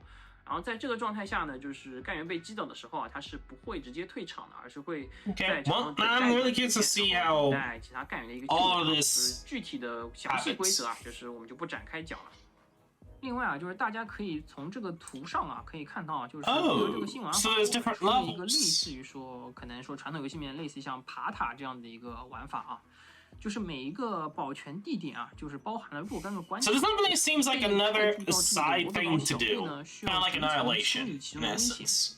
当然除了一层一层往下推进以外就这个模式中其实还包含一些全新的玩法规则的，不过这里我们就不展开讲了。同时就是到达层数越多呢，就是他所获得的报酬自然就会越多。保全派驻它其实是一个常驻开放的模式就是博士们只要解锁了任意一件那个专属模组，他就可以来参与这个玩法了。然后在这个玩法中呢，我们博士们其实可以获得一个新的材料作为奖励然后这个材料是可以用来升级模组的。当然就是这个新奖励它并不会仅限于这个模式下，在其他的活动玩法中也是可以获得的。另外就是我们的模组系统上线已经有一段时间了，将会在后续版本is the site thing. So they're doing more when it comes to those mini classes. 以及陆续开放，比方说一个干员的第二阶专属模组这样。I'm really curious now because I know there's talk about like modules and stuff like that in the leaks, so I don't. 刚解锁的时候它是1级，就只有一个1级的效果。然后现在我们可以通过消耗一部分材料来进行升级，然后最多是可以到3级的。模组的1级效果呢，它主要是在职业分支的维度上进行一个说本职业内的一个特化方向的引导。而模组的2、3级效果啊，其实则是针对啊，就是具体每个干员它本身的一个特色来进行一个强化的。然后我们现在啊，就是已上线的所有模组的之后啊，就是它的2、3级效果也会同步的一起开放，并且呢，在后续更新的新模组中呢，它也是会包含这个2、3级的效果的。至于怎么针对干员本身来进行强化的一个特色啊，就是这里我们拿那个我们的6星召唤师啊，就是我们的麦哲伦来举例。升级后的模组啊，它不仅会进一步对 so we're able to upgrade the modules? 提升，同时呢还会带来一个全新效果，就是天赋上的增强。 Let's say if you didn't like the module or didn't really do much for Miguel, now you can upgrade it. 本身的特色来进行一个强化的。各位博士，我们 Which is actually kind of crazy when you think about it. 像麦哲伦这边，它这个专属模组啊升级之后的效果啊，它其实是比方说我们这边的3级效果，就是麦哲伦如果他麦哲伦身边啊有无人机部署的话，他自身的无人机部署的话，麦哲伦自身啊同时可以享受这个与无人机一样的隐匿的效果，这就使得麦哲伦在战斗中啊，就是非常大幅的提升他自己的生存能力啊，就是能够非常安心和安全的战场同时发挥作用。至于额外的一件模组啊，其实我们就是在后续版本中啊，会对其他的干员啊，就是逐步的，就是推出他们的第2件专属模组啊。这个第2件专属模组呢，它其实区别于第1件啊，就是会有不同的强化方向啊，同时呢也是可以升级的。当博士嘛，就是对一名干员啊，就是完成2件专属模组的解锁之后呢，就可以自由的选择携带哪一件模组进入战斗了。然后啊，我们第一批推出的2位干员啊， talking about passenger, there's also going to be the ability to change which module you want to use. So that also confirms the fact that there's going to be different modules now that can change how things are. On top of the fact you can upgrade them for some of them, you'd also be able to change them. 就是已经上线的第1件模组啊，其实它加强了异客的一个控制能力，特性上是延长了停顿时间啊。而模组升级后呢，可以使得技能有更快的回转啊，就是利用技能的控制效果。I like how they look like they do it for passenger because they know they're like do we just try to just say that we're trying to make them viable? 然后新上的第2件 So yeah, you can go from different versions and you can both upgrade. 特性上的变化是攻击弹跳不再衰减伤害。而模组升级后啊，就是强化了他的第1天赋，提高了对新敌人的一个爆发伤害，可以说啊，整体输出水平啊都得到了提升。然后当敌人啊更为密集、来势汹涌的时候呢，选择这件模组啊补充输出，则是一个更快消除敌人生命值的一个非常好的选择。So it's been an hour, by the way. 除了上述2位干员以外啊，就是我们预计将在后续的版本中啊，就是逐渐追加其他干员的第2件专属模组，所以还希望大家保持期待。同时啊，就是保全派驻与模组升级这2个系统，预计将在今年6月份正式上线与大家见面。好了，那我们现在回到那个海猫之家，就是看看海猫那边就是还有什么新的版本内容跟大家分享。感谢大黄老师的介绍。在引出接下来内容之前呢，让我们先感谢一下赞助了本节目的3人唱片。部分博士应该已经注意到了之前播放的剧团纪念演出黑胶宣传广告。那原本已经和猩红剧团打了蛮久的交道了，没想到古堡之旅的前方仍有迷雾笼罩着，剧团长到底留了什么后手？就让我们来看一看吧。Oh, we're getting something new? Oh, okay, so something for the roguelike.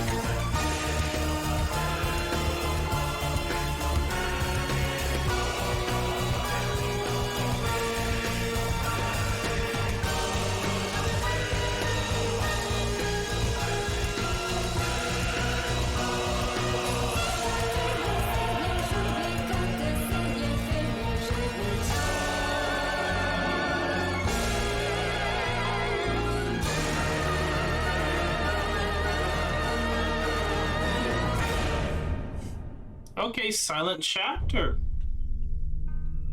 I think at this point we're probably just going to be getting much more. What? 那不知道各位博士是否看出了一些端倪呢？事实上，在不久之后，集成战略回应与新战略将迎来 for sure. That was definitely a tease to something with 那位似乎 things, 是在 but 桌前写了什么的神秘人物 yeah, definitely 大家 content 可以在 expansion, definitely probably a new operator. 以及这个结尾，不少博士们可能已经有所联想了吧？那算上时间，下一次主题似乎也，那好像说了有点多了啊。那还是再讲讲罗德岛在之后迎来的故事好了。那接下来我们将启程前往严谨而浪漫的莱塔尼亚。莱塔尼亚虽然处于双子女王的统治之下，但巫王的传说也经久不衰地回荡在这片大地上。有知情人为我们提供了一段资料，也许可以帮大家感受一下。Lithania, glory to her name. Kingdoms rise and fall, yet none can be as resolute in her passion, nor as elegant in her wisdom. But who was the fount of her magnificence? Raise your head and set your gaze upon Are we getting Lithania in the vet? visage and works. In the near future? A century ago, the electors chose him, the greatest caster to ever grace this realm. To him was given the spire from which he watched over us. None may say what transpired within those lofty heights, nor bore witness to his transcendence. His was a reign of terror, a shadow that loomed over all Lithania. His rule was unchallenged for 60 years until that very summer, which I still remember vividly. The Emperor of Gaul had set his covetous sights upon fair Lithania.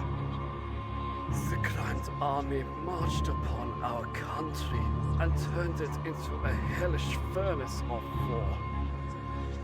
Without the might of our Witch King, our fate would have been sealed. His arts bore the destructive power of catastrophes. He alone blunted the Gallic hordes and shattered their vanguard. As the war ground to a halt, the other great powers made their move. Ursus and Victoria struck when Gaul was at its weakest. Historians called this the Battle of the Four Emperors. Battle of 4 Emperors. The invaders paid dearly for their arrogance. The great powers partitioned the defeated empire and gorged on its remains. So victory added to Lithanian laurels, she was left bloodied by the devastation of war. Our Witch King, for all his power and prestige, no longer held sway over those who scheme in the dark. These traitors scoured the lands for every ancient scroll they could find, with the hope of unearthing the source of his power Are they and gonna the means to defeat him. I know not how the twin usurpers committed heresy most unimaginable. With powers that I could not fathom, they cast him down and took his throne. Many thought they were liberated from the Witch King's shadow, yet time will eventually reveal the twin Empress's leash. I have given my life to my king, dedicated my purpose to his glory. Is he coming back? Chronicled his every deed and achievement in the Originium arts. But now, I must consign myself and the memories of him to the flames. They know nothing about him. He was more than a shadow that loomed over us, more than any mortal pretenders to power. He was the very spire. I mean, yeah, the skies but of Lithania. He was the fact that they're doing this now, though, eternal pillar that defined her existence.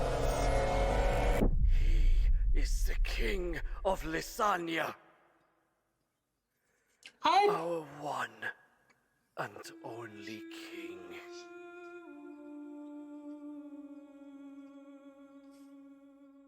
I know it's backstory, but I definitely feel like we're going to something with Lithania in the future. 不知道大家对巫王的了解是否多了几分呢？刚才从资料里的从某个视角讲述了高卢、莱塔尼亚和四皇会战的部分历史。那位老人口中的两个串位子，正是指的双子女王。That was a hell of a good backstory, origin story for Lithania. I mean, we knew about the Witch King for some time, but we're starting to get story back lore for it, which means that depending on how things go, we may actually get around to having to deal with that sort of stuff. 此处感染者的病情自发好转消息传到了罗德岛，因此芙蓉启程前往一探究竟。此时正值某位知名作曲家告别音乐会的选拔期间，那芙蓉在这里呢遇到了身体欠佳的音乐会东道主，以及前往参加音乐选拔会的一位贵族和一位流浪者。本次的故事也将由此展开。Don't know who they are, but I both of them. 当然，泰罗大陆每时每刻都发生着重要的变动和事件。在此之后，我们会把视线投往哥伦比亚，把目光主要聚集在一个大家已经期待已久的组织——莱茵生命上。莱茵生命数据库呢，其实记载了不少过往的发生的事情。那虽然是内部资料，不过还好，干员白面鸮一定有一定的权限，能让我们来试试看能不能访问。Access permission required. Right, lad. Confirmed. Joyce Moore. Request received. I think they're kind of teasing upcoming events here. Permission authorized. Welcome to Rhinelab LLC internal database. Selecting files. File number X001. First subject. Confidentiality, business use. Loading. Successfully loaded.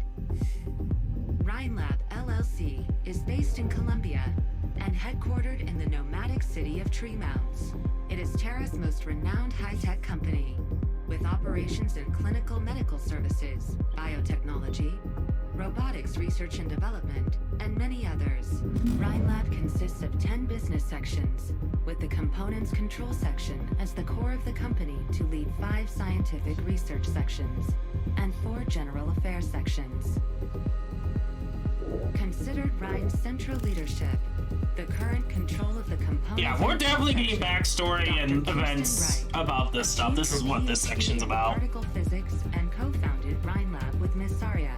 She paved the path for quick expansion of Rhinelab with her outstanding entrepreneurship and eager quest for knowledge. The structural section digs in depth into the structures and forms of the basic particles of living beings in Terra. It also conducts studies on how structure impacts the basic function of biological molecules. The director of the section, Aaron Parvis, is an expert in the field with research experience of over 40 years. He is a gentleman with extreme persistence in terms of research goals. Oh, Lithania? I think they might be hinting like the next arc here. Sunlight, maybe. We'll see. I mean, it's Colombia, but they could do something crazy like that. Also researches the storage and I think this is more for side events. Energy. The director, Mr. Ferdinand Clooney, is confident and aggressive in his approach to gain resources and support for Rhine, which drives forth many research projects. The Originium Art section, core to the research of basic principles and application of Originium arts, is led by Miss Dorothy Franks. Being the complete opposite to Mr. Ferdinand Clooney, Miss Franks is idealistic and determined to reach the goal of eliminating individual differences in talent of using Originium arts. She looks playable. The ecological section examines the evolution of Terra's creatures and how it relates with the environment. Milces, the director, adds her liveliness and many times unexpected thoughts to the company's operation. According to private sources, Mulces is a firm supporter of the control within Rhine. The Scientific Investigation section is Rhine's extended footprints in the vast world of Terra. The members cross the boundaries of civilizations in order to embrace and bring back the unknown. The section has currently set up a permanent research station in the ice field of northern Sami.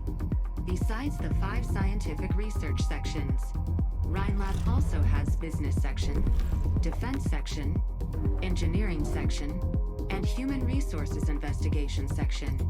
They are respectively responsible for public affairs and communications, R&D and related personnel security, information disclosure, emergencies handling, mechanical design and robotics of R&D equipment, as well as human resources management.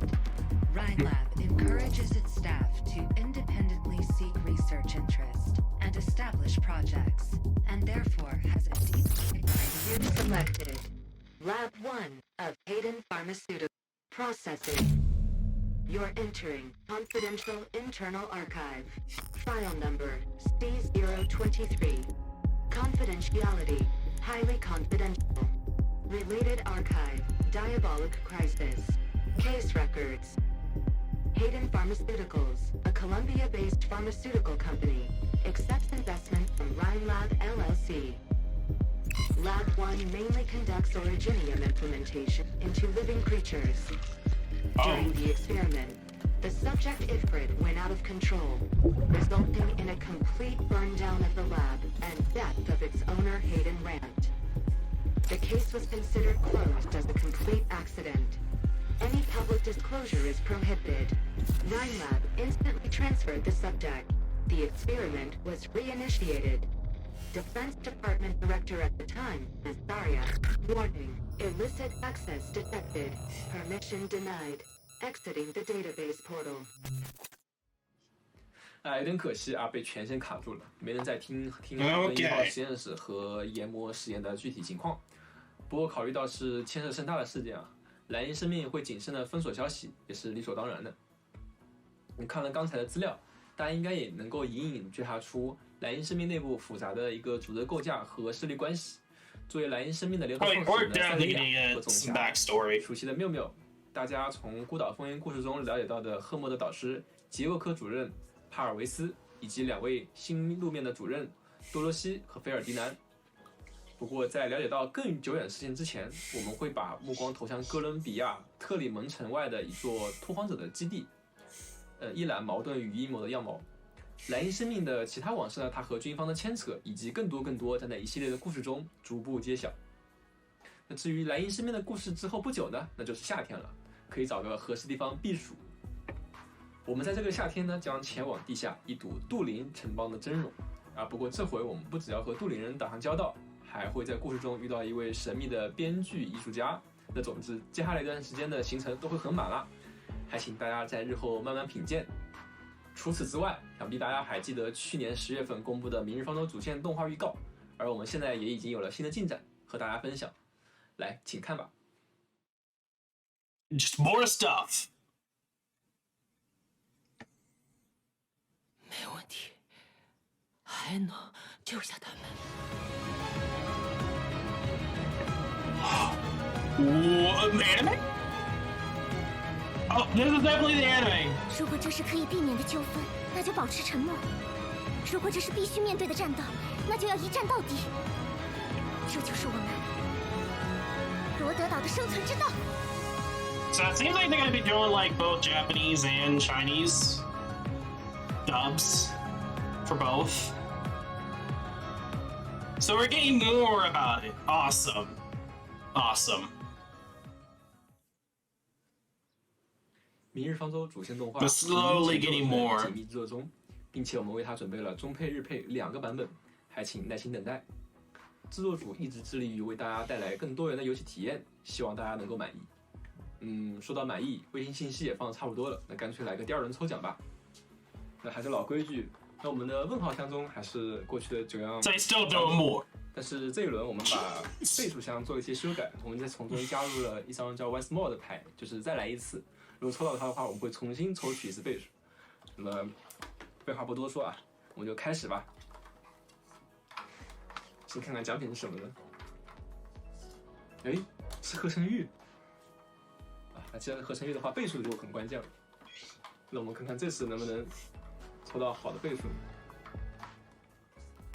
哎，抽到了 once more。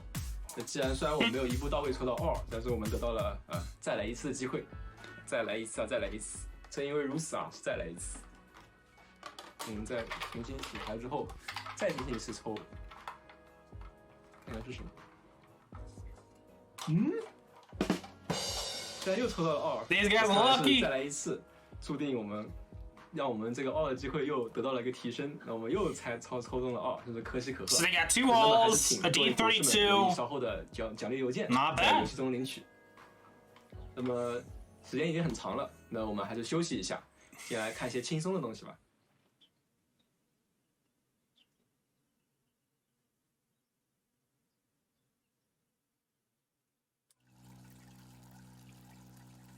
Short.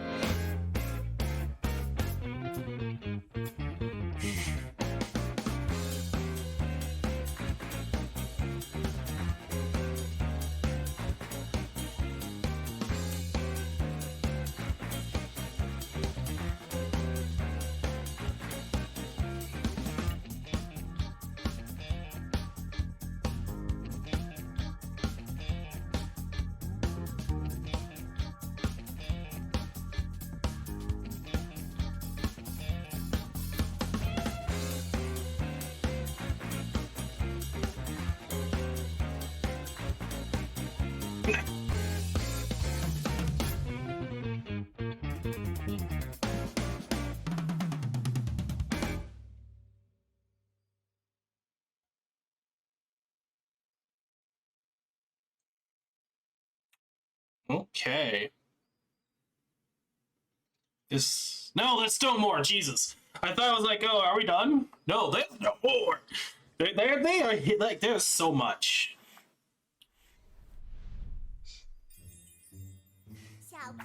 So just a lot of cute little things here and there, and don't mind.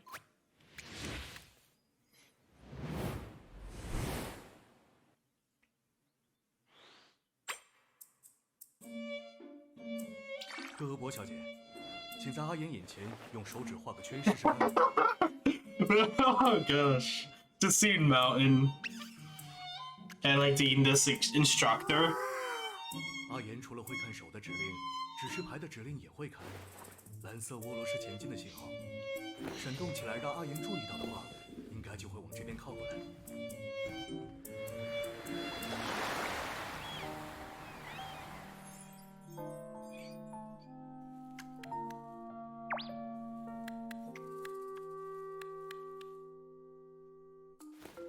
他不走了，阿言还没会吗？ Like a bubble, it's just completely and utterly confused. "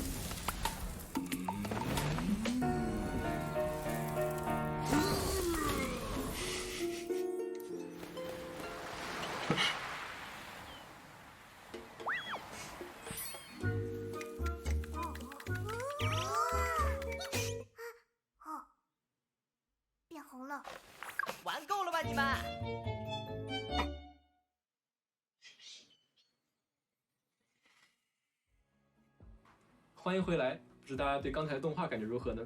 如果大家能够喜欢理智事务所的各位和这个可爱的小克就好啦。相信现在已经有很多观众已经发现了刚才2条动画和之前版本 PV 中出现了一个新的 logo， 那就是钟离锦，没错，那就是我们成立的动画工作室。钟离锦工作室将会在日后为大家带来更加优秀多元的动画作品，希望大家能够多多支持。好了，说了那么多，接下来和大家分享一下游戏衍生的相关信息。首先是大家期待已久的音律联觉和主题嘉年华活动。这次活动呢，我们已经精心筹备了很久，活动主题也将围绕着年的4部电影展开。那我们先来看一段 PV， 了解一下最新情报吧。What are we getting else at this point? Oh.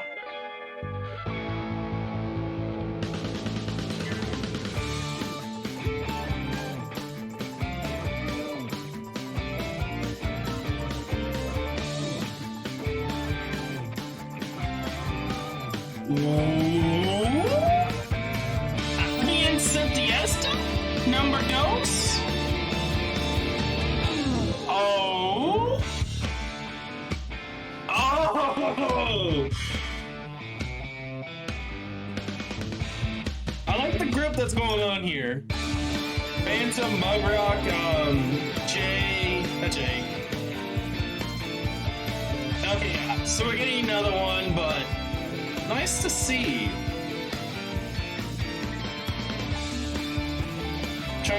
So June 1st, skins. Okay, this is not what I was expecting.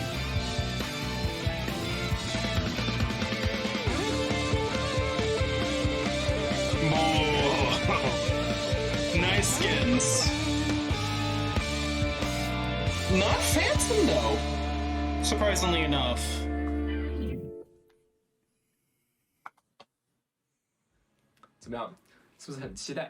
那刚才大家在 I don't know why I said J. My brain was like J. What's that? J? That's tequila. 其余的还是希望大家能够届时到现场亲自体验。本次英语联觉配 confirmation of another 也会在3周年活动期间上架商城，欢迎大家选购。在这里要和大家说声抱歉的是， He doesn't do skins. He's gonna be one of those characters. He's gonna be loaded with skins. 准备就绪。 For some 疫 reason. 情当下，为了配合防疫政策和有效的执行。我们还是要确保各位同事的安全健康。That's fine though. 3 skins, kind of already confirming skins way ahead of time. 更合适的时间再展开。那我们在近期会开启活动预约页面，博士们可以关注我们的官方自媒体以获得最新的情报。那大家一定要注意好防护啊！待到万事俱备，我们再和我们在线下。The one, you had the live 2D. 说完了线下活动，那再来看看更多的 IP 衍生内容吧。不过 I mean, to use, technically you consider 3 versions. Unless you consider the E1/E0. And we're gonna need more!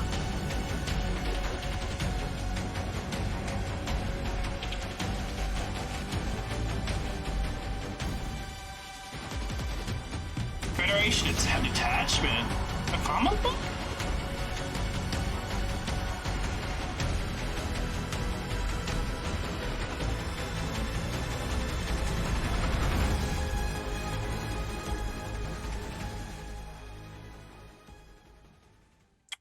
Wow, there's new characters there to be. Okay, so this is what looks like just to be comic books of stories.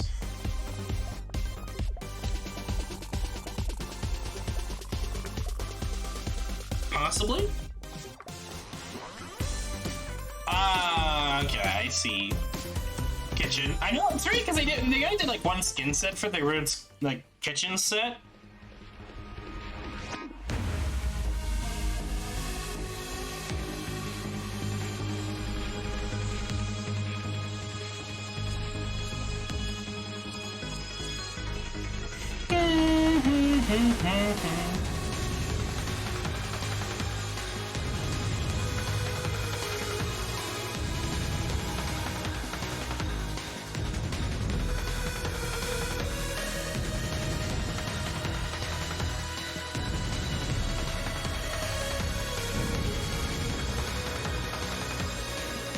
Podcast clones?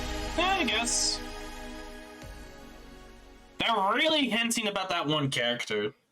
No, they're definitely hinting at the leader of the place. 想必刚才大家在 PV 中呢已经看到很多熟悉的身影。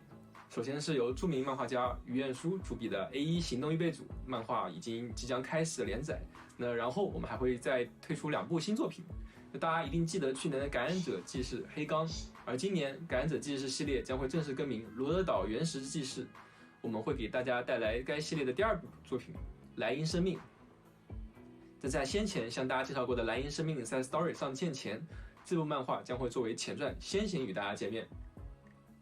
我们要推出的第2部新作呢， So it's like 3 different like comic books, pretty much. 作为在大型陆行舰罗德岛上配备了完整的生活设施，而这部作品将带大家走进罗德岛。Canonically confirming that Nura Alter is going to just keep with that version of her. 漫画单行本计划也将正式启动。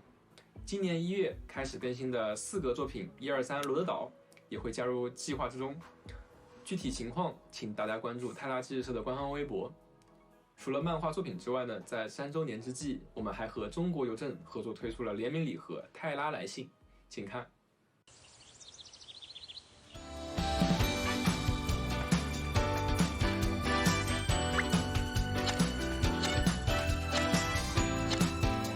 Oh, so it's Siege.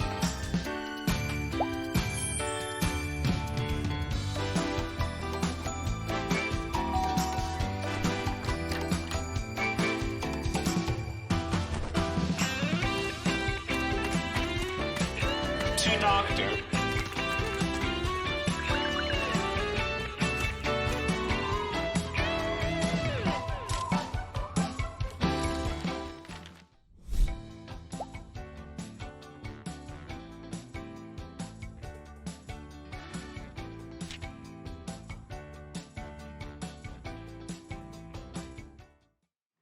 那看起来啊，推进之王小姐给博士们写了封信啊，那信里都有些什么呢？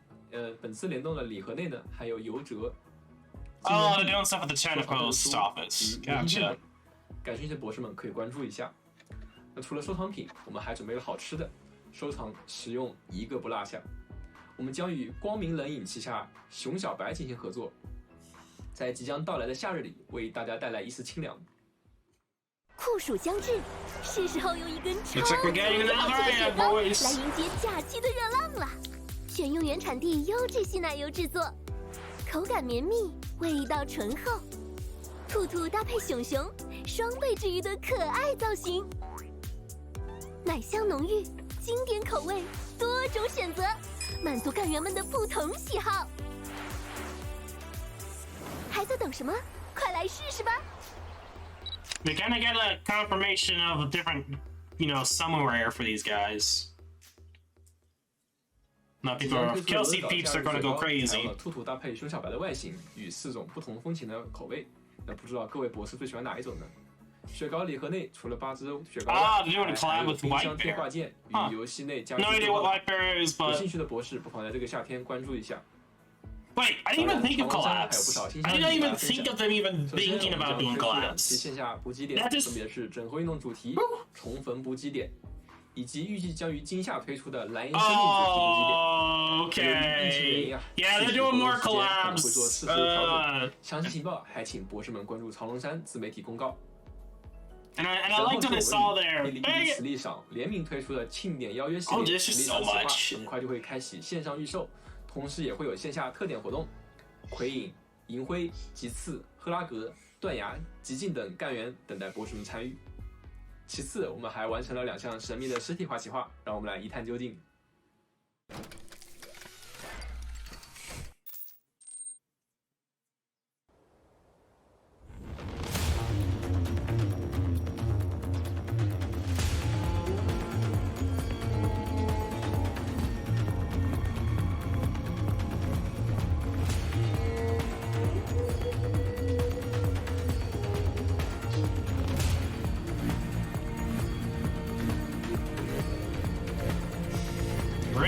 Bullingdon.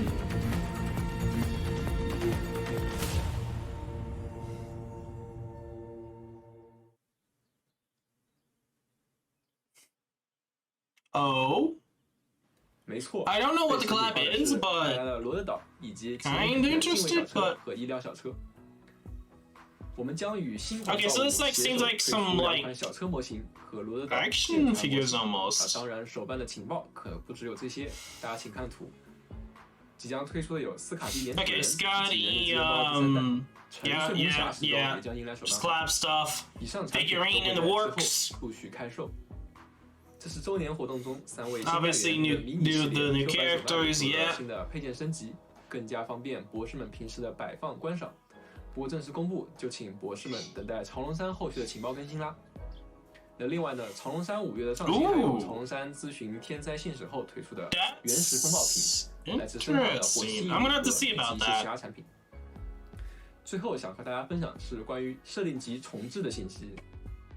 在收集到博士们对于明日方舟官方的 Arknights Official Artworks Volume 1 resets, they're redoing the artworks. 并对其中的部分内容进行了优化，对现有的美术设定图进行了补全及加亮，并计划不久重新上市reset版本。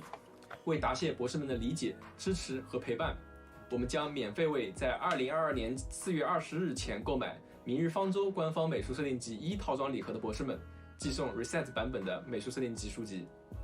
目前受疫情影响，我们会在 Reset 版本制作完成后，第一时间告知大家，并开启增值公告。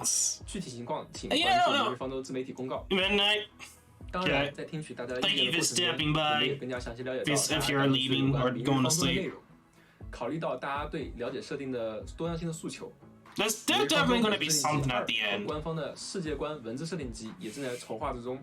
除了提供更多的美术设计的内容之外，我们也会用文字的形式，将泰拉不为人知的各处细节展现在大家面前。在泰拉世界里有很多难以用游戏剧情来展现的部分，我们也想借助这次机会来增进大家对他们的了解，希望到时候能够让大家满意。那么以上内容暂告一段落，接下来的重头戏是一场特殊的派对。那一直以来，我们都非常感谢明日方舟的二创作者们。明日方舟的 IP 活力与生命力的繁盛离不开你们的支持与厚爱。那因此，我们和明日方舟的二创作者们合作，共同筹划了一场生日派对。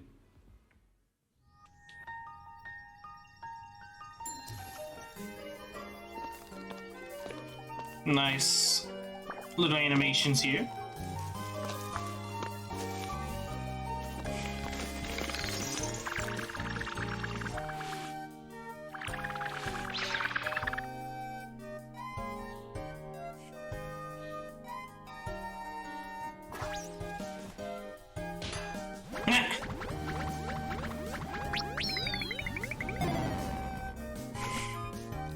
Well, they have Pac-Man in their world.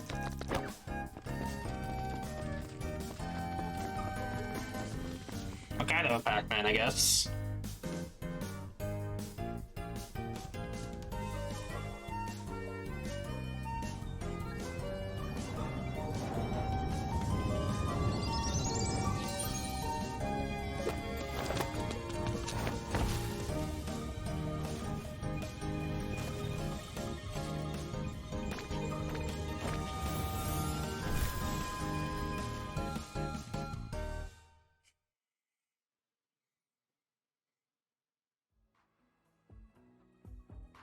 谢谢创作者们，谢谢各位博士。今年的生日派对将会在本次3周年前瞻特别节目结束后首映，大家记得在9点30分锁定图上的哔哩哔哩直播间哦。差不多是时候进行第3轮抽奖了吧？那我们刚才也发现了，好像前2轮抽奖都因为抽到了2，所以导致这个奖品盒、奖品的这个牌也都没能发挥作用，因为大家拿到奖品都是一样的。那不如这次我们就将倍数，先进行一个抽取。那我们来看看这次会是几倍呢？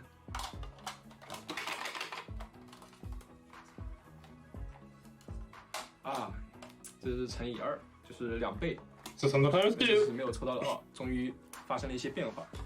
那么这次我们要把这个奖品的牌进行重新抽取，那这次看看是什么物品能够抽到2倍呢？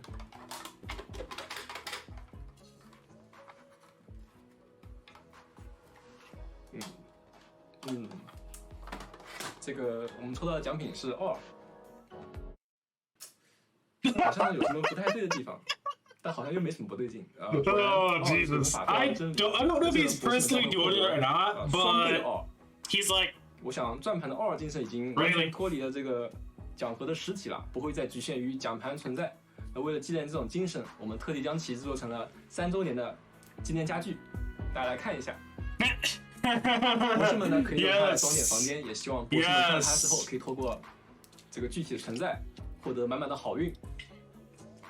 那么以上就是本次节目全部内容了，感谢收看，再次感谢各位博士一直以来对明日方舟的支持，感谢大家能够和我们一起见证他的3周年生日，3周年快乐！让我们下次再见，拜拜。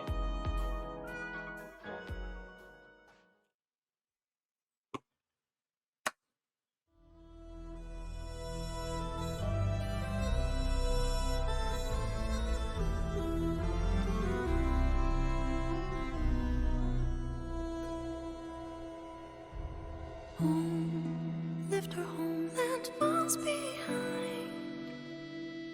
The hunter she walks on the seacoast way with a path before her.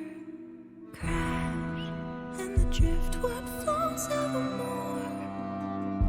It's It's the salt on my skin, leaving their mark where the walls once towered. So, I'm guessing this is kind of just the end here. I know you can listen to the music after the fact or somewhere else. I'm talking above here. But overall, while I was kind of disappointed, I liked what I saw. And it's like, I know they could have done a better job or done something different, but from what I've seen, I'm like, okay, you're going with this, and I don't mind what I'm seeing. And I know a lot of people are happy, you know? But for me, it's like, I've been waiting on certain stuff to happen, certain characters. And people like different characters for different things, you know? And so it's just kind of like, it's a back and forth of like, it's awesome, and I liked what I saw, it's just, I would rather have something different, you know?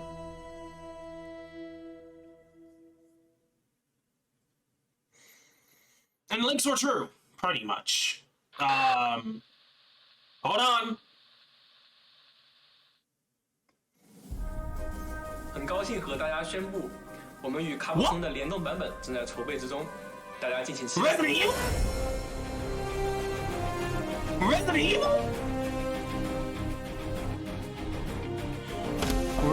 Evil? Is that Capcom? I'm thinking Resident Evil.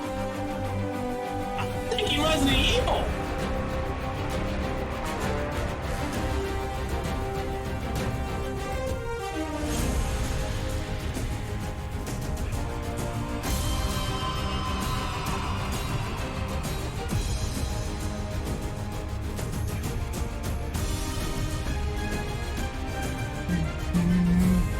What? Resident Evil?